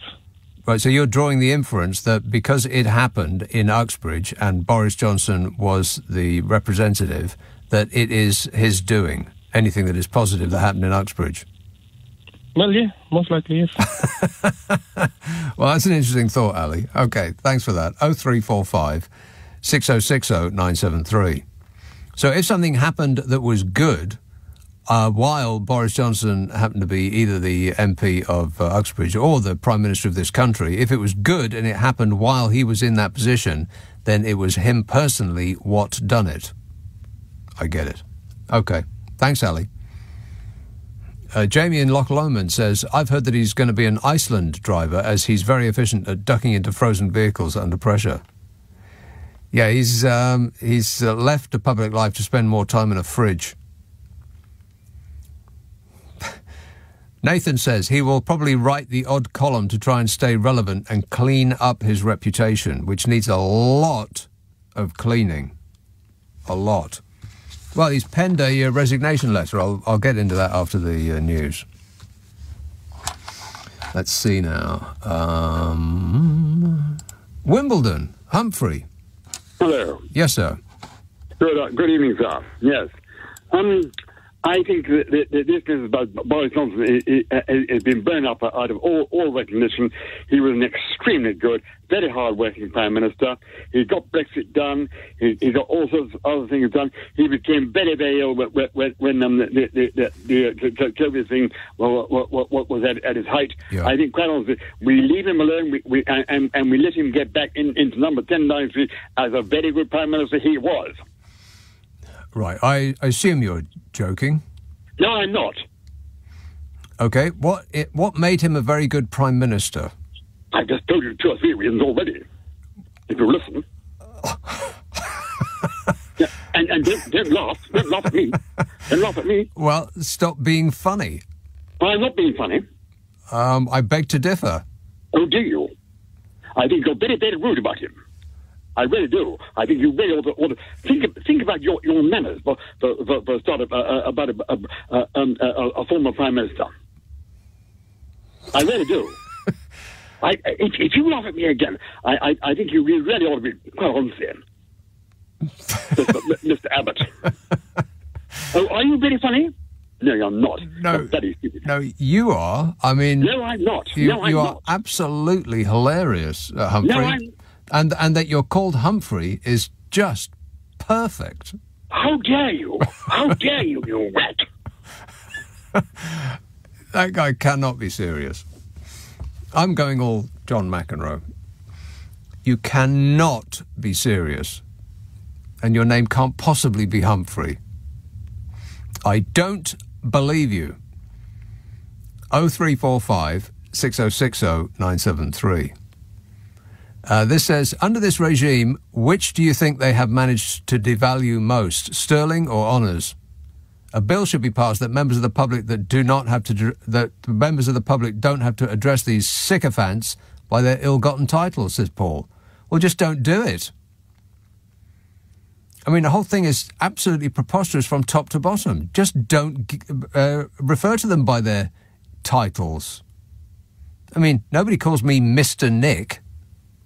Why on earth should I have to say Sir Jacob? And what has he done to deserve that, by the way? apart from tell us things that aren't true. We could have cheaper food, clothing and footwear straight away. Straight away, he said. How's that working out? Oh, fabulous. Really badly. Ron in Newbury says, Boris Johnson, who? How quickly we forget. And Richard in Chepstow says, Boris Johnson did offer to lay down in front of the bulldozers of the Heathrow third runway for his constituents. I guess he won't be following through with that now. No, I think that when the vote came, he bravely ran away again, which seems to be his thing. When the going gets tough, the bodger gets lost. Comes in, smashes everything up, then runs away to let somebody else put the pieces back together again. Like a naughty little schoolboy. The Swan and Bottle in Uxbridge is an exciting place, Nick, says Ray in Northamptonshire. I seriously doubt that that is the case. 0345 6060 973. Text 84850. This is LBC from Tony says, question, as Boris was born in America, is he going to make the USA great again? Well, the unspoken implication of that phrase is that the US ceased to be great, which sounds pretty unpatriotic a thing for an American to say to me. Tim in Kidderminster says, I really hope this is the end of Johnson's political career. After the Profumo scandal of the 1960s, John Profumo, the disgraced politician, worked for a poverty charity for the rest of his days to mend his reputation. Johnson should learn from this. Yeah, that's right. I can see him doing that, working diligently for the benefit of others. It's just so him. He says, I just want him to vanish completely from public life. I just wonder how we can stop his disgusting resignation honours list from going through. There's nothing we can do about it, Tim. And furthermore, if you even think about protesting, it's the nick for you, sunshine. Jeff says, I once had popcorn sprinkled over the boot of the Jag in Rill. Never been back since. I once had popcorn sprinkled over the boot of the Jag in Rill. I've never been back since. I don't understand what that means. No idea. Fits right in. Tooting. Hello, Jan. Hi, good evening, Nick. Jan. Hi. Yeah. I mean, it's overwhelming, the news tonight. But I have Really? something. Are you overwhelmed? Yeah, but I've also found out that. Do you remember that calendar that the Conservative Party brought out with the humorous one, the spoof one? No. And there was a. Please don't. I hope this won't make you feel ill. But do you remember there was an image of something suddenly made sense to me, that someone's having the last laugh at us, with this calendar, because it's actually got the truth embedded in it of why they. Take, for instance, that image of Rees-Mogg with the garter. Remember him looking rather like a pin-up in a calendar. Like a pin-up? Not really. Yeah. He was lounging. Is that what you mean? He was recumbent. Yeah, because I suddenly realised he's always said, it was in the news somewhere, I picked up on it and it stayed in my brain, in my mind, that he wanted to be made. This is the highest order of chivalry in the British order, the most. I'm not reading this. Most Noble Order of the Garter is the oldest and most senior British order of chivalry. Yes. And the Order of the Garter is just something it was the Queen when she was in the top spot. Now it's the King. It's just them giving funny titles and badges to their family members. Yes. And there's a certain number that have to be in receipt of that honour at all times, and so when they run out of family members, then they just dole it out to whoever happens to be standing around. And I think Tony Blair's got one, and Tony Blair's got one. Need I say more?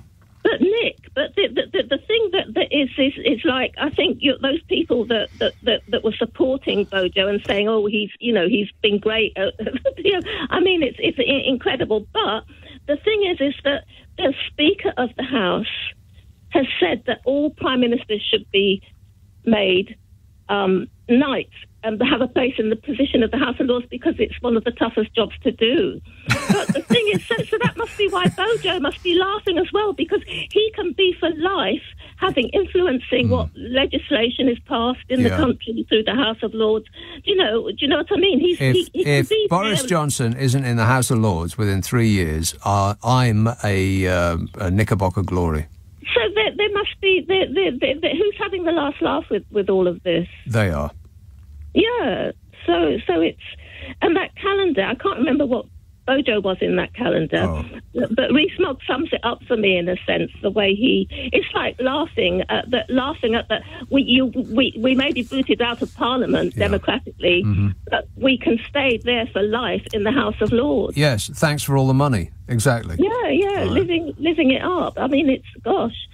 I feel quite overwhelmed by all this, the latest news. It's right. Well, take a deep breath, Jan. Thanks a lot. 0345 6060 973. Sandbach, says Dan, in Sandbach, was voted Europe's worst services back in the early 2000s. It's not got any better. I mean, I know this is off topic, but there really should be some way of knowing what a service station is like before you take the plunge and leave a motorway. Because you do, you see those signs, there's a service station in 2 miles, and then there's one in 25 miles, and then there's one in 35 miles.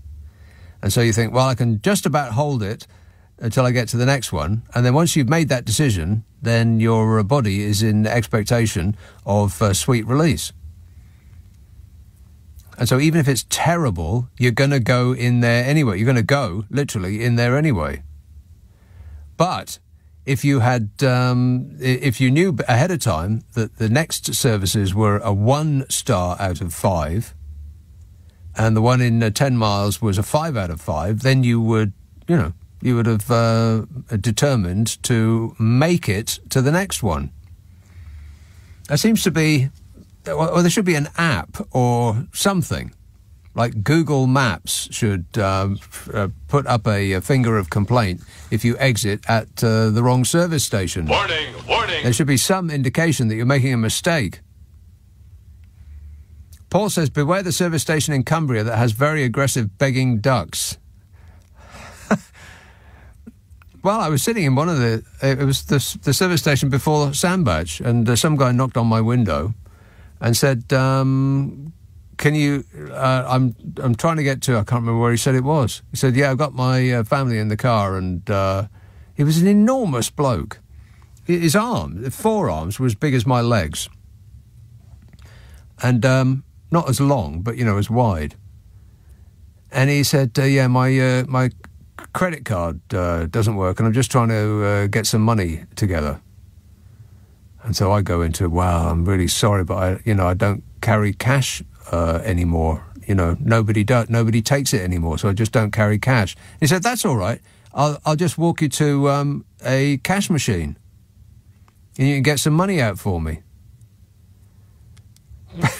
Sort of penning me in. Well, what's your excuse that you can't do that then? I was a little bit alarmed. And I said, well, I've only got a credit card. I can't get cash out on a credit card. And he wasn't happy. And he walked to the next car and knocked on their window. Somewhat alarmed. 0345 6060 973. Humberside. Derek. Hi, Nick. Derek. Long time no speak. Ah. Well, that was being my fault. But I just... here's one for you. Do you know Doris Medine? She knew she was... 6060 973. Text 84850. Email nicka@lbc.co.uk, and if you're on Twitter, it's @LBC. We're running a delay here, so I saved your delicate ears from what it is that man just said, or at least what I think he said. I wasn't speaking very clearly, but, my mind went all over the place. Nick says, is Humphrey, the outraged caller, with the strangulated vowels that I was speaking to some moments ago. Is Humphrey really Boris, says Rebecca. Well, they do sound like they went to the same school. B says, my children live in Boris Johnson's constituency. Johnson did nothing, was not interested in their local concerns, and never showed his face, apart from doing a few publicity stunts. Yeah, that's what I thought. He's not interested in doing the job. He's interested in the glory that doing the job brings. The attention, the spotlight. That's the thing that he was interested in.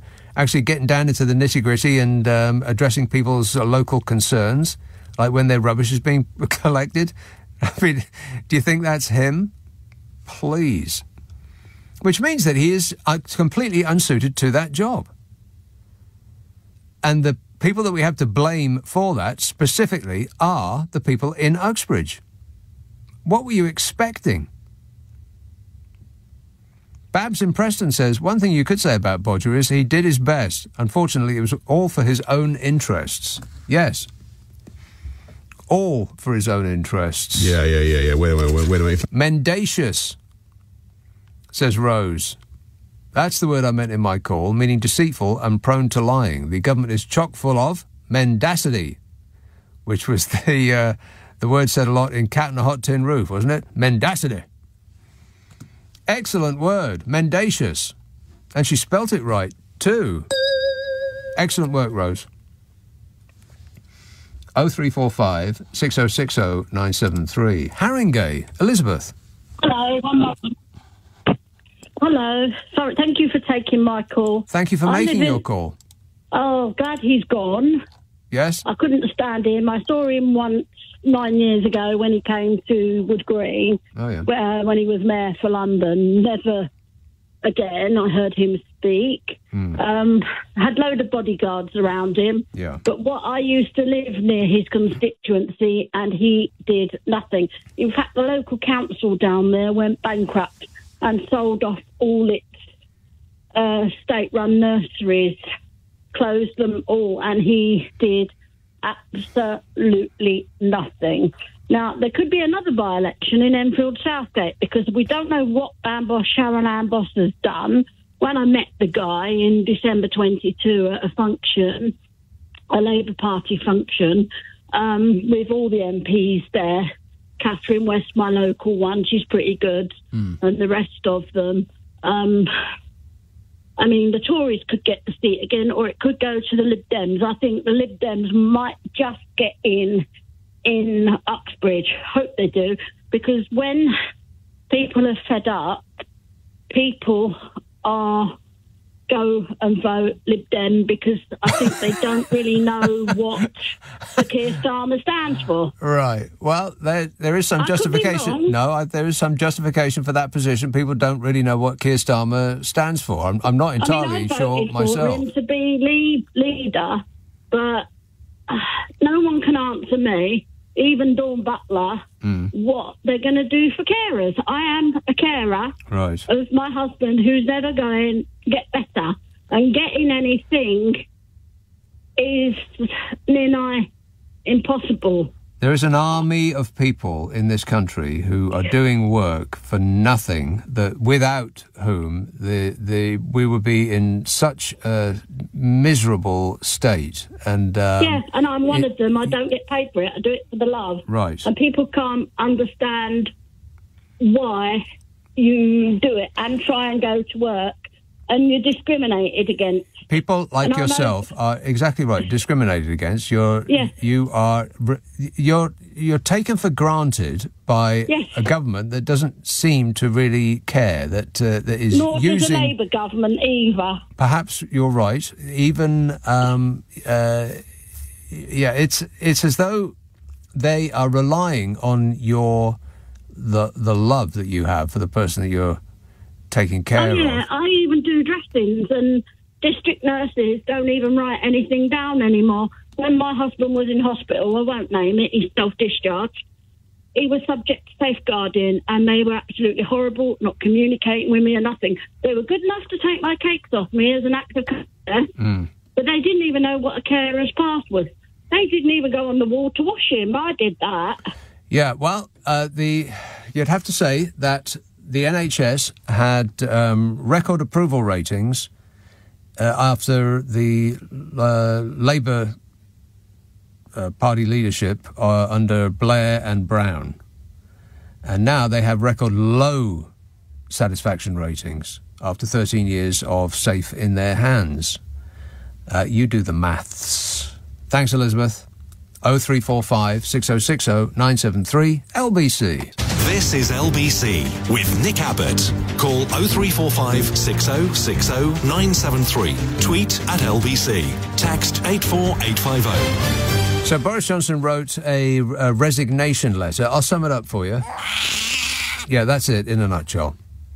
He seems to be morphing into Donald Trump's clone. Whining and whining and whining. He said, when I left office last year, the government was only a handful of points behind in the polls. That gap has now massively widened, he said, as though he has had nothing to do with that. Why is it massively widened? It's because people were sick of his rule, sick of the actions that he enjoyed, while the rest of us were sat at home, sitting in a dark corner and, unable to go out. I mean, he's just deluded. He was only ever popular for a brief period during the first lockdown when we were all in war mode and we were supporting the leader no matter what a catastrophic clown show that he was. I mean, the rest of his popularity was in his own mind.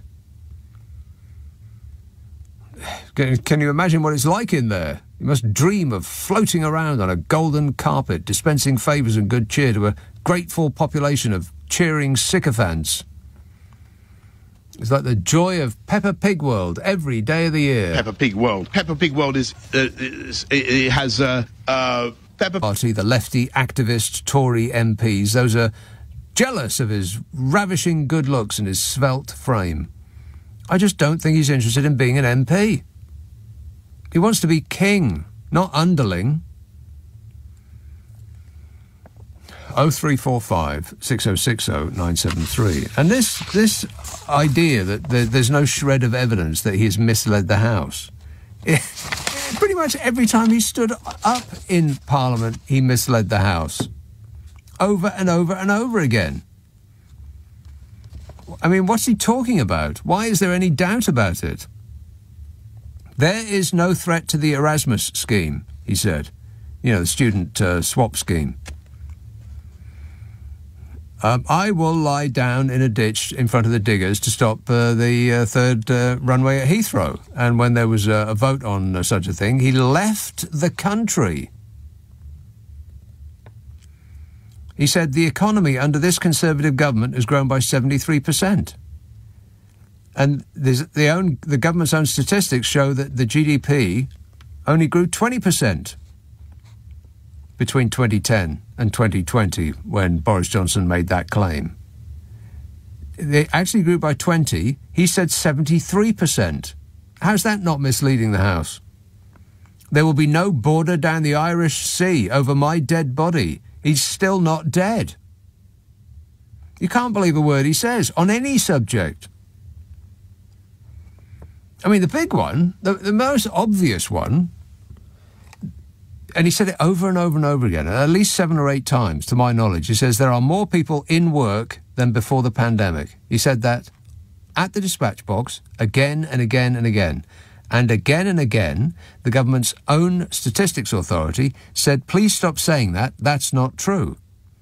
The true figure is 500,000 fewer people are employed than before the pandemic. But he said over and over that there's more people in work.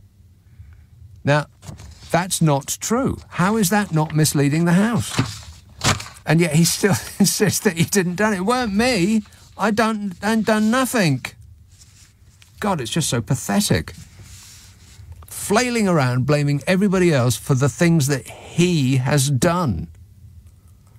Looking around for somebody else to blame for him receiving the consequences for his own actions. It's like he's 5.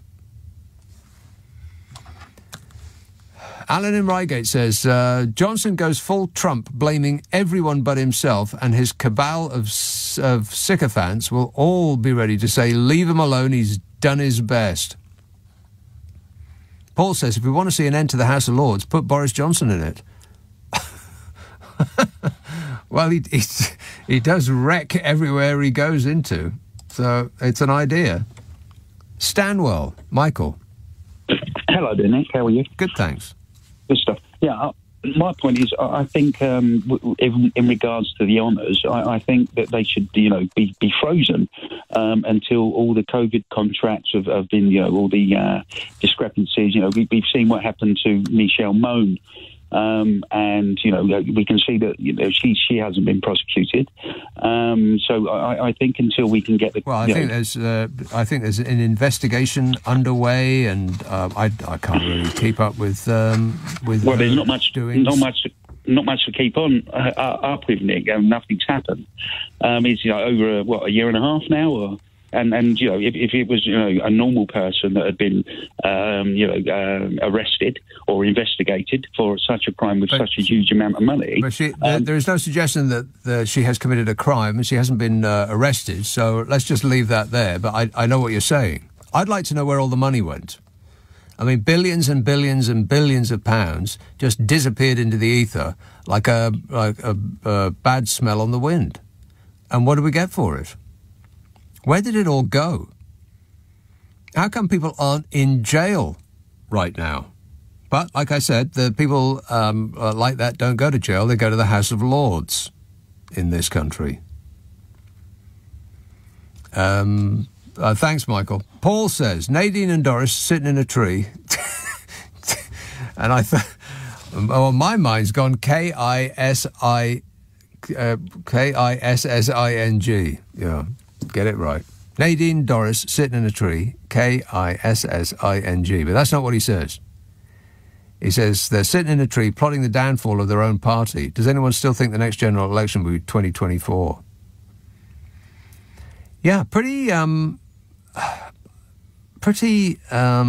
unpatriotic. That's not the... although there is an element of unpatriotism, if there is such a word, and I don't believe that there is.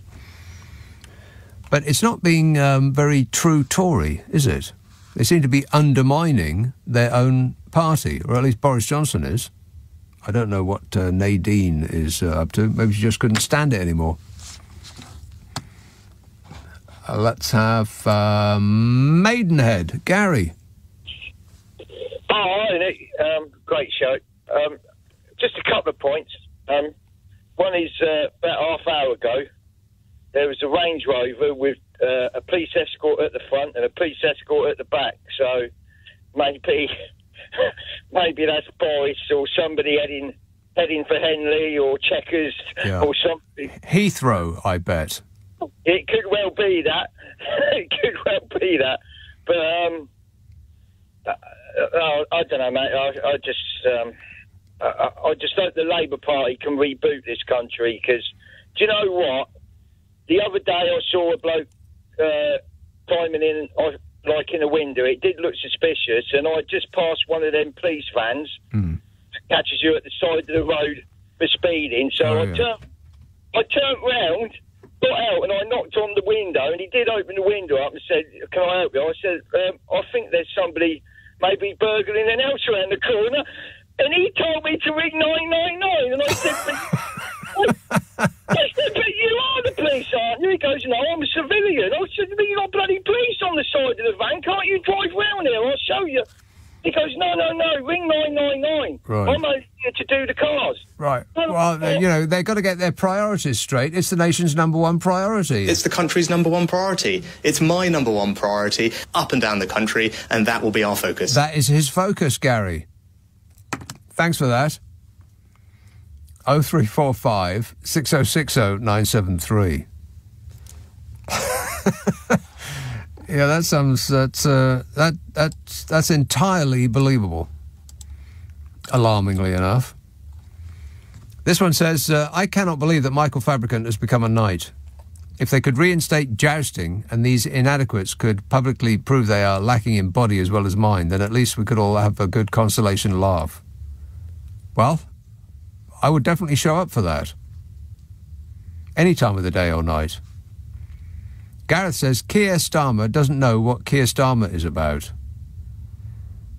I think that Keir Starmer has got to take a position on something at some point, rather than just hoping for the other side to implode, to allow him to pick his way over their recumbent form.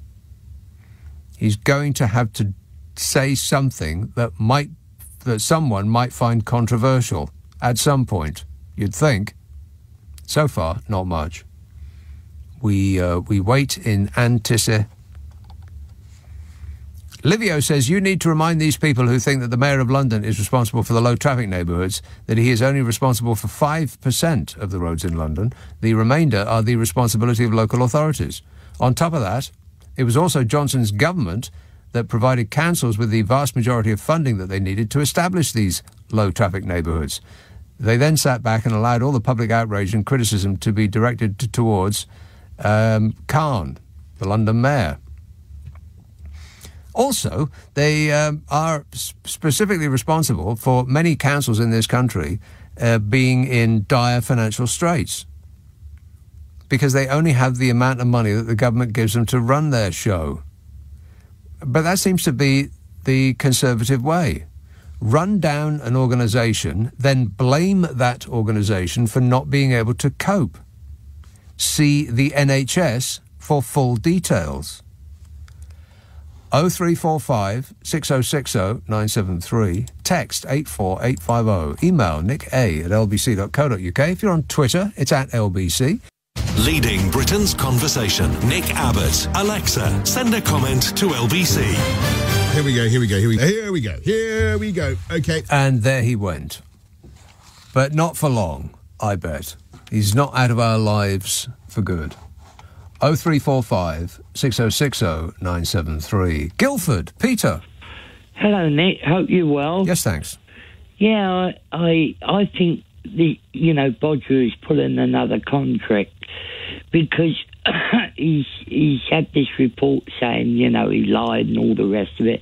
That means 10 days out of Parliament and possibly a by-election if there's a recall situation, which he could lose in an unsafe seat. And I can't help wondering if he's left now in order for his fans to kick up one hell of a fuss in the Tory party saying how great he is and we need him back. Mm-hmm. And then magically, just before the next election, he'll manage to find himself a safe seat. Well, the reason I say that, Nick, is because I watched Newsnight a bit earlier and I had a right-wing journalist who's a Bodger supporter and he said, don't think Bodger's gone away. Don't think he's going away.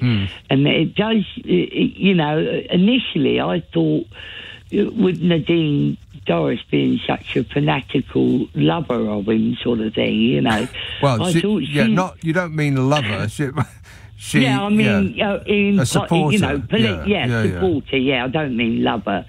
But politically, I thought, well, perhaps what will happen is she'll stand down and he'll take her seat and he'll put her in the House of Lords. But I was amazed to find that she isn't going to go to the House of Lords. Yeah, me too. Instead, we have Dame Priti Patel and the Sir Jacob Rees-Mogg. Amazing. My God, Nick, if this government can't lose the election now, when can they ever? And if the next government is run by Keir Starmer, then I will be so utterly disappointed if he doesn't do anything about the House of Lords and proportional representation, because he will only have one chance. My prediction is that the Labour Party will win the next general election, but they'll only have one go around. They will then lose the following one to the Conservatives because the Tories will spend the intervening period blaming Labour for everything that's gone wrong in the country. And there's just enough people with zero memory and little clue who will actually believe that the Labour Party are responsible for everything that ails the nation after one day that has actually been caused by 14 years of Conservative misrule. Yeah, you're right, Nick. The trouble is with Starmer, he needs to be more radical. There are a lot of issues, serious issues, to do with the cost of living, the fact that the energy companies are getting away with blue murder, things that their public services falling apart. And he needs to put forward a real alternative. Instead of attacking the left of his party that do have that are putting forward alternatives, he needs to unite the party, because Labour can only win when left and right join together. Exactly. And what the Tories are doing is now what Labour are famously good at doing, which is fighting amongst themselves, wrestling their own kind to the ground, and then the Tory party will just step nimbly over them. But the Conservatives now seem to be doing that. So this is an opportunity for the Labour Party to actually be more bold. I mean, the thing that is coming up next week is extraordinarily important. I mean, we're about to lose the ability in this country to protest against the regime. And the Labour Party aren't doing a bloomin' thing about it. The only person who's actually standing up for the people of this country is Jenny Jones, from the Baroness from the Green Party. I know, it's very worrying. I think, like you said earlier, the Labour Party, especially under, I call them New Labour. I think they're a kind of New Labour again, without Blair. He hasn't got the charisma that Blair had, although I wasn't a Blair supporter. But they're just thinking to themselves, let the Tory party fall apart. And they're not going to offer. Yes. Now, people are at a stage now where they're really suffering. They really want radical change. It doesn't mean you have to go crazily to the far left or anything like that. But you just need to say, right, we need to get our public service to at least work. We need to help people. We need to bring these utilities under some kind of, I believe in public ownership, public control, democratic control. But we also need, like you said about the House of Lords and that, we need to end the corruption where people like Boris Johnson and all the rest of it can use it as a place to put their supporters or keep people quiet. Yeah, unfortunately, I agree entirely. But unfortunately, the only people that could actually make that happen are those who could benefit from the status quo. That's right. They like it just the way it is, sadly. Peter, got to go, but thanks for that. 0345 6060 973. This Joe says we are governed by MMAMMs, menopausal, middle-aged, mendacious men, plus a few women and minority representatives, especially selected to keep their particular group in line, says Joe. Paul says misappropriation of public funds may be a criminal offence in the rest of the world, but here in Blighty, it's a nice little earner. Yeah, it seems that is actually the case, yeah. Cambridge, Hassan. Yeah, hi there. Nick, I spent last elections campaigning against Boris Johnson in his Uxbridge constituency in favor of a young Iranian immigrant who stood against him. It was very disappointing for us that he lost, but I'm so obviously delighted that Boris Johnson has resigned. However, I think it's a very clever ploy by him to ensure that it's a maximum embarrassment for Rishi Sunak. Sunak will probably lose the next elections, will have to resign, and then Boris will ride on a white horse back into Parliament to save us all and deliver on a wonderful Brexit that he has promised. I pity the horse. I also pity the horse, but obviously we are not worthy of such a wonderful leader, so we have to lose him, and for a few years we have to be deprived from his leadership, and also he won't be able to lie to us anymore. Yeah, so sad. So sad, but he will come back. But look, I mean, he didn't show up I think he only showed up for 3 votes in Parliament since he resigned as Prime Minister. Something like that, yeah. He's been totally absent. I don't know why we're still paying him. Why are we paying him? He's not doing the job. No. But, Nick, would you bet against him being the next leader of the Tory party? I think he is a shoo-in. He will be back. Yes. Yeah, but who would have predicted that Liz Truss would have been the Prime Minister of this country? Absolutely. Or that Rishi Sunak would be the Prime Minister of this country? I mean, they don't seem to... There doesn't seem to be a bottom to the barrel that they're scraping.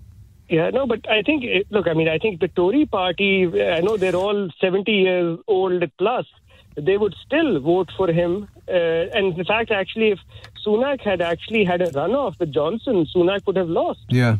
Definitely. And I think we will have lots of fun and games when he comes back to help us out after the election. OK, well, he shouldn't make any efforts on our behalf. Thank you, Boris. You've delighted us enough. Thanks, Hassan. 0345 6060 973. This says, will Boris get to pay for his statues in Uxbridge, Kiev and Westminster Hall? He's bound to have got someone to pay for their design already. Well, we can... if he's going to get a statue made, then they're going to have to find a lot of bronze for a start, and there's absolutely no way that he'll pay a penny for it. Linda tweets, you're parroting the lazy Tory line about Starmer. He and Labour have many policies, and I'm shocked that you're pushing that lie. Well, the thing is, Linda, so many people call me and say they don't know what he stands for. Now, that cannot be their fault, because it is Keir Starmer's job to inform them. And he has singularly failed in that task. This thing that is happening this week, that Jenny Jones is sticking up for the good people of this country, because the Conservative Party aren't, and the Labour Party aren't either. Labour has decided not to back a motion in the Lords that would stop the government from rewriting the definition of protest to further clamp down on rights of assembly. The person who is sticking up for the good people of this country is Jenny Jones, the Green Party peer. She asked Labour peers to back her so-called fatal motion in the Lords next Tuesday. It's happening next Tuesday. Next Tuesday could be the day at which our ability to protest the government expires. And nobody seems to be paying the slightest bit of attention. Nobody really even cares. I mean, have you read anything about this? Have you seen reports on the news? You know, the thing that we were told that Brexit was all about, restoring the sovereignty of Parliament, it turns out that it's actually the opposite of that. The people who persuaded us to leave didn't want power to reside in Parliament. They wanted the power to reside in their own hands. They wanted to go around Parliament. You know, like a dictatorship. And the Labour Party aren't doing anything about this. They're not joining with Jenny Jones, the Green Party peer, to back her so-called fatal motion, which might actually stop the government from riding roughshod over the lot of us. I mean, it seems incredible to think that we are on the verge of losing our ability to protest, you know, like in Russia. But that's what's happening this week. And the only person that seems to care about it is Jenny Jones, the Green Party peer. The Labour Party, when asked to support her so-called fatal motion, have said, no, we're not angry, we're disappointed. It's like words to that effect. I can't remember exactly what the thing is that they're proposing, but it's a motion of regret. They're not going to vote against it. They're just going to say, it's a little bit upsetting. We'd just like to put it on the record that we're against it. But we're not actually going to do anything in order to quash it, but we're just, discombobulated. We're a little bit upset. We're sad. Not a smiley face. They've turned that smiley face upside down. That's the way in which they're going to defend our freedoms, by doing nothing. What is the point of them? Very disappointing. 0345 6060 973. And that's quite similar to a call that I had last week, Linda, saying that I shouldn't attack the Labour Party, because what's the point of doing that? But the point is that the Labour Party aren't really proposing a reason to vote for them. They're just standing there hoping that the Tory party are going to be so distasteful to the nation that they're not going to get any votes. And history tells us that if there's one thing that the Tories are very good at, it's getting their act in order. Getting their act in order to win an election. Don't write them off.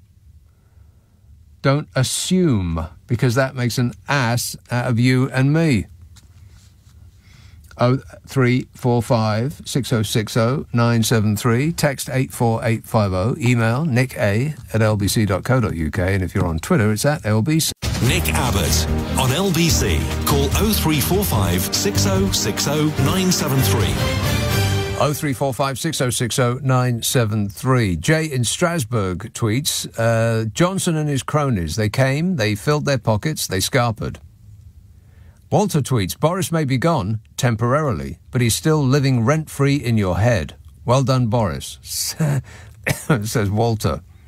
Walter, Boris always lives rent-free, regardless of where it is he's residing. Hemel Hempstead, hello, Maria. Hello, Nick. How are you? Good, thanks. You had me in stitches. We've been in the car on the way home, just got into the house. You have had me in stitches. I'm loving the sound effects. Great show tonight. Thanks. And very entertaining conversation, but obviously meant to happen. I guess one of the things I would like to highlight was something you said earlier, which I agreed with, is the way you were describing the way Boris Johnson has behaved over time, and how you said that he's quite delusional in terms of when he was talking about saying that there were more jobs after the pandemic than there were before, and how he said that repeatedly. And I guess one of the techniques is, if you could repeat a lie 1,000 times, most people are more likely to believe it than if you were to tell the truth 1,000,000 times. And it's so funny that as you assess some of his behavior, it seems to align with a classic narcissistic kind of behavior. Yeah, him and Donald Trump. Yeah, both of them. And it's incredible how narcissism has really come to the forefront of the psyche and the consciousness of everybody because of these two characters. But it would be interesting because to see what he's really like behind closed doors, because I think what happened was everybody got caught up with the charisma of Boris Johnson because of when he was mayor of London. Even me, when I was in my early 20s, it was all about the Boris bikes. Oh. Then you had the 2012 with the Olympics, everything. So we kind of, I won't lie, me and my friends were all like, Boris Johnson. You know, friends of mine would take pictures with him when they saw him. It was that thing you did. Yeah, it's a celebrity. So, yeah. He was the funny bloke off the telly. Right, and even the nonsense that would run out of his mouth, you would laugh, but you could check him if you could.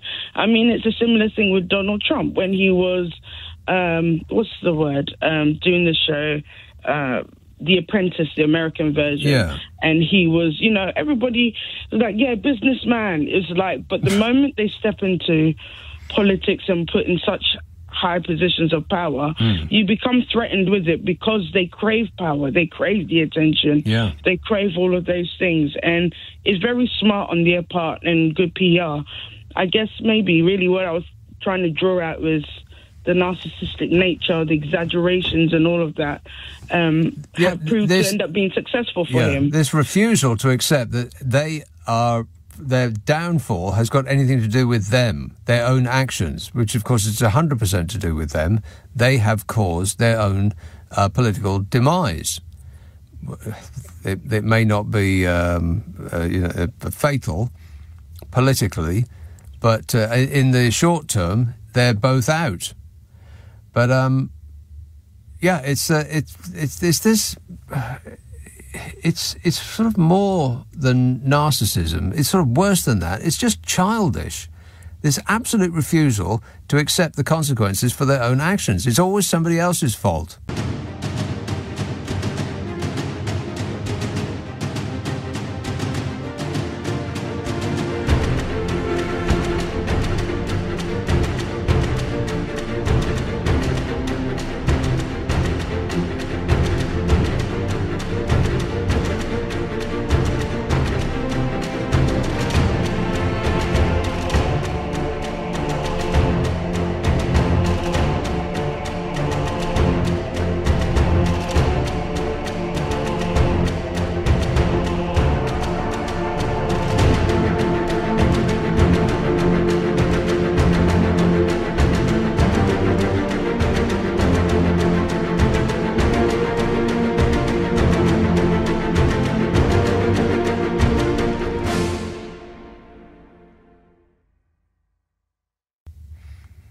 Boris Johnson wasn't ousted from number 10 because of anything he did.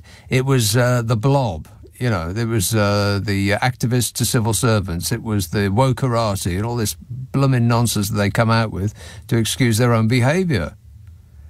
It's extraordinary. It really is. It's infuriating, is what it is. Thanks, Maria.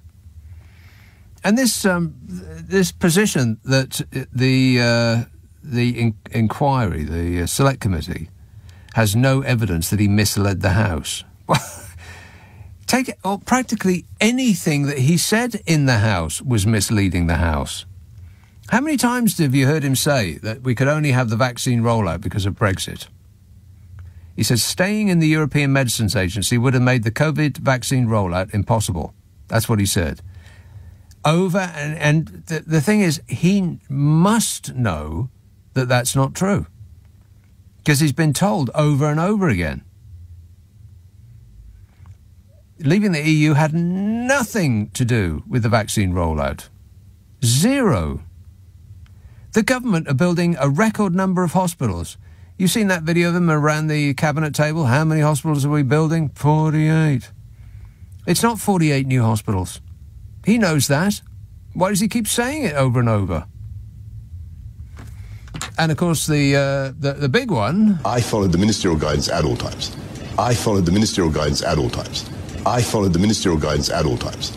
I followed the ministerial guidance at all times. Well, we know that ain't true. Keeps saying it. Never misled the House. There's no evidence. OK. Wandsworth, Mortimer.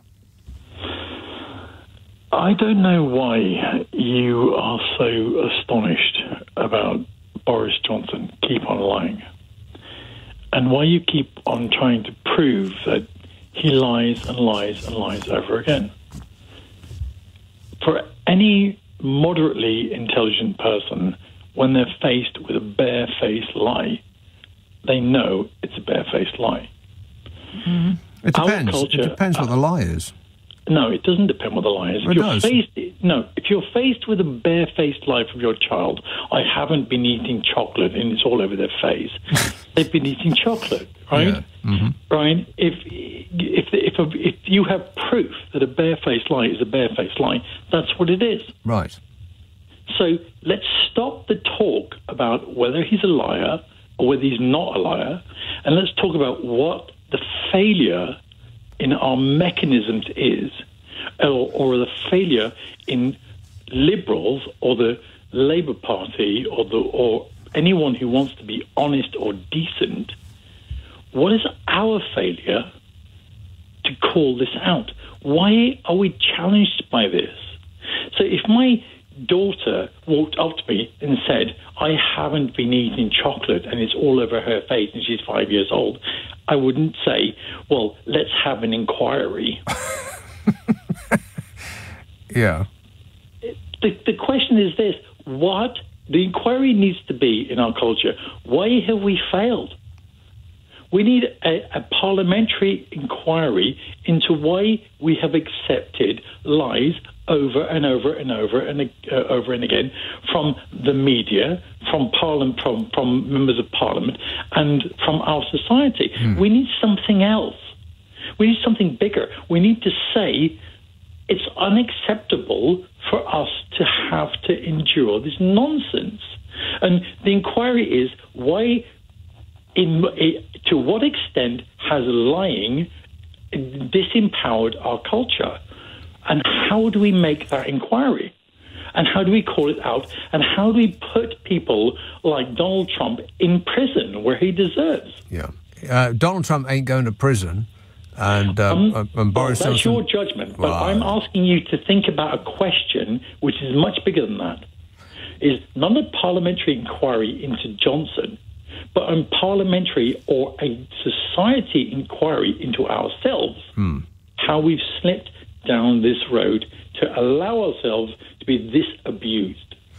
Well, I think that some people take comfort in lies. If I told you the truth, it was like a patient. If a patient goes to the doctor and the doctor is absolutely totally blunt with them, that whatever they've got is going to be the end of them, and it's going to be short and painful, then that's not what people want to hear. They want to hear, well, we're doing all we can, and there's a great possibility that you're going to get well, and you tell people what they want to hear, and they will believe it regardless of whether it's true or not, regardless of whether they actually feel deep down that it's true or not, which is where we are with Brexit. People wanted to believe a lot of fantasy fairy stories about a better life and sunny uplands and all that tripe, and so they did. If you've stopped and thought about it for just a moment, then you would have seen, like many of us, that it was just Boris Johnson would say, a towering piffle of lies and fantasies. But it told people what they wanted to hear. And there's great attraction in that. People actually like to be lied to. Do these jeans make my bum look big? No, dear. Who wants to hear yes? Thanks, Mortimer. Now, if you missed any of tonight's show, and there's been a lot in it, then you can listen back on Global Player. If you've got Global Player, by the way, you can rewind live radio. You can enjoy the whole show podcast of this very show, and the one that we put out on Saturday as well. That's only on Global Player. It's exclusive to Global Player. And if you haven't got it, you can get it for free from the App Store, or head to globalplayer.com. Coming up at 4 o'clock, Ali Mirage. Right now, Clive Bull.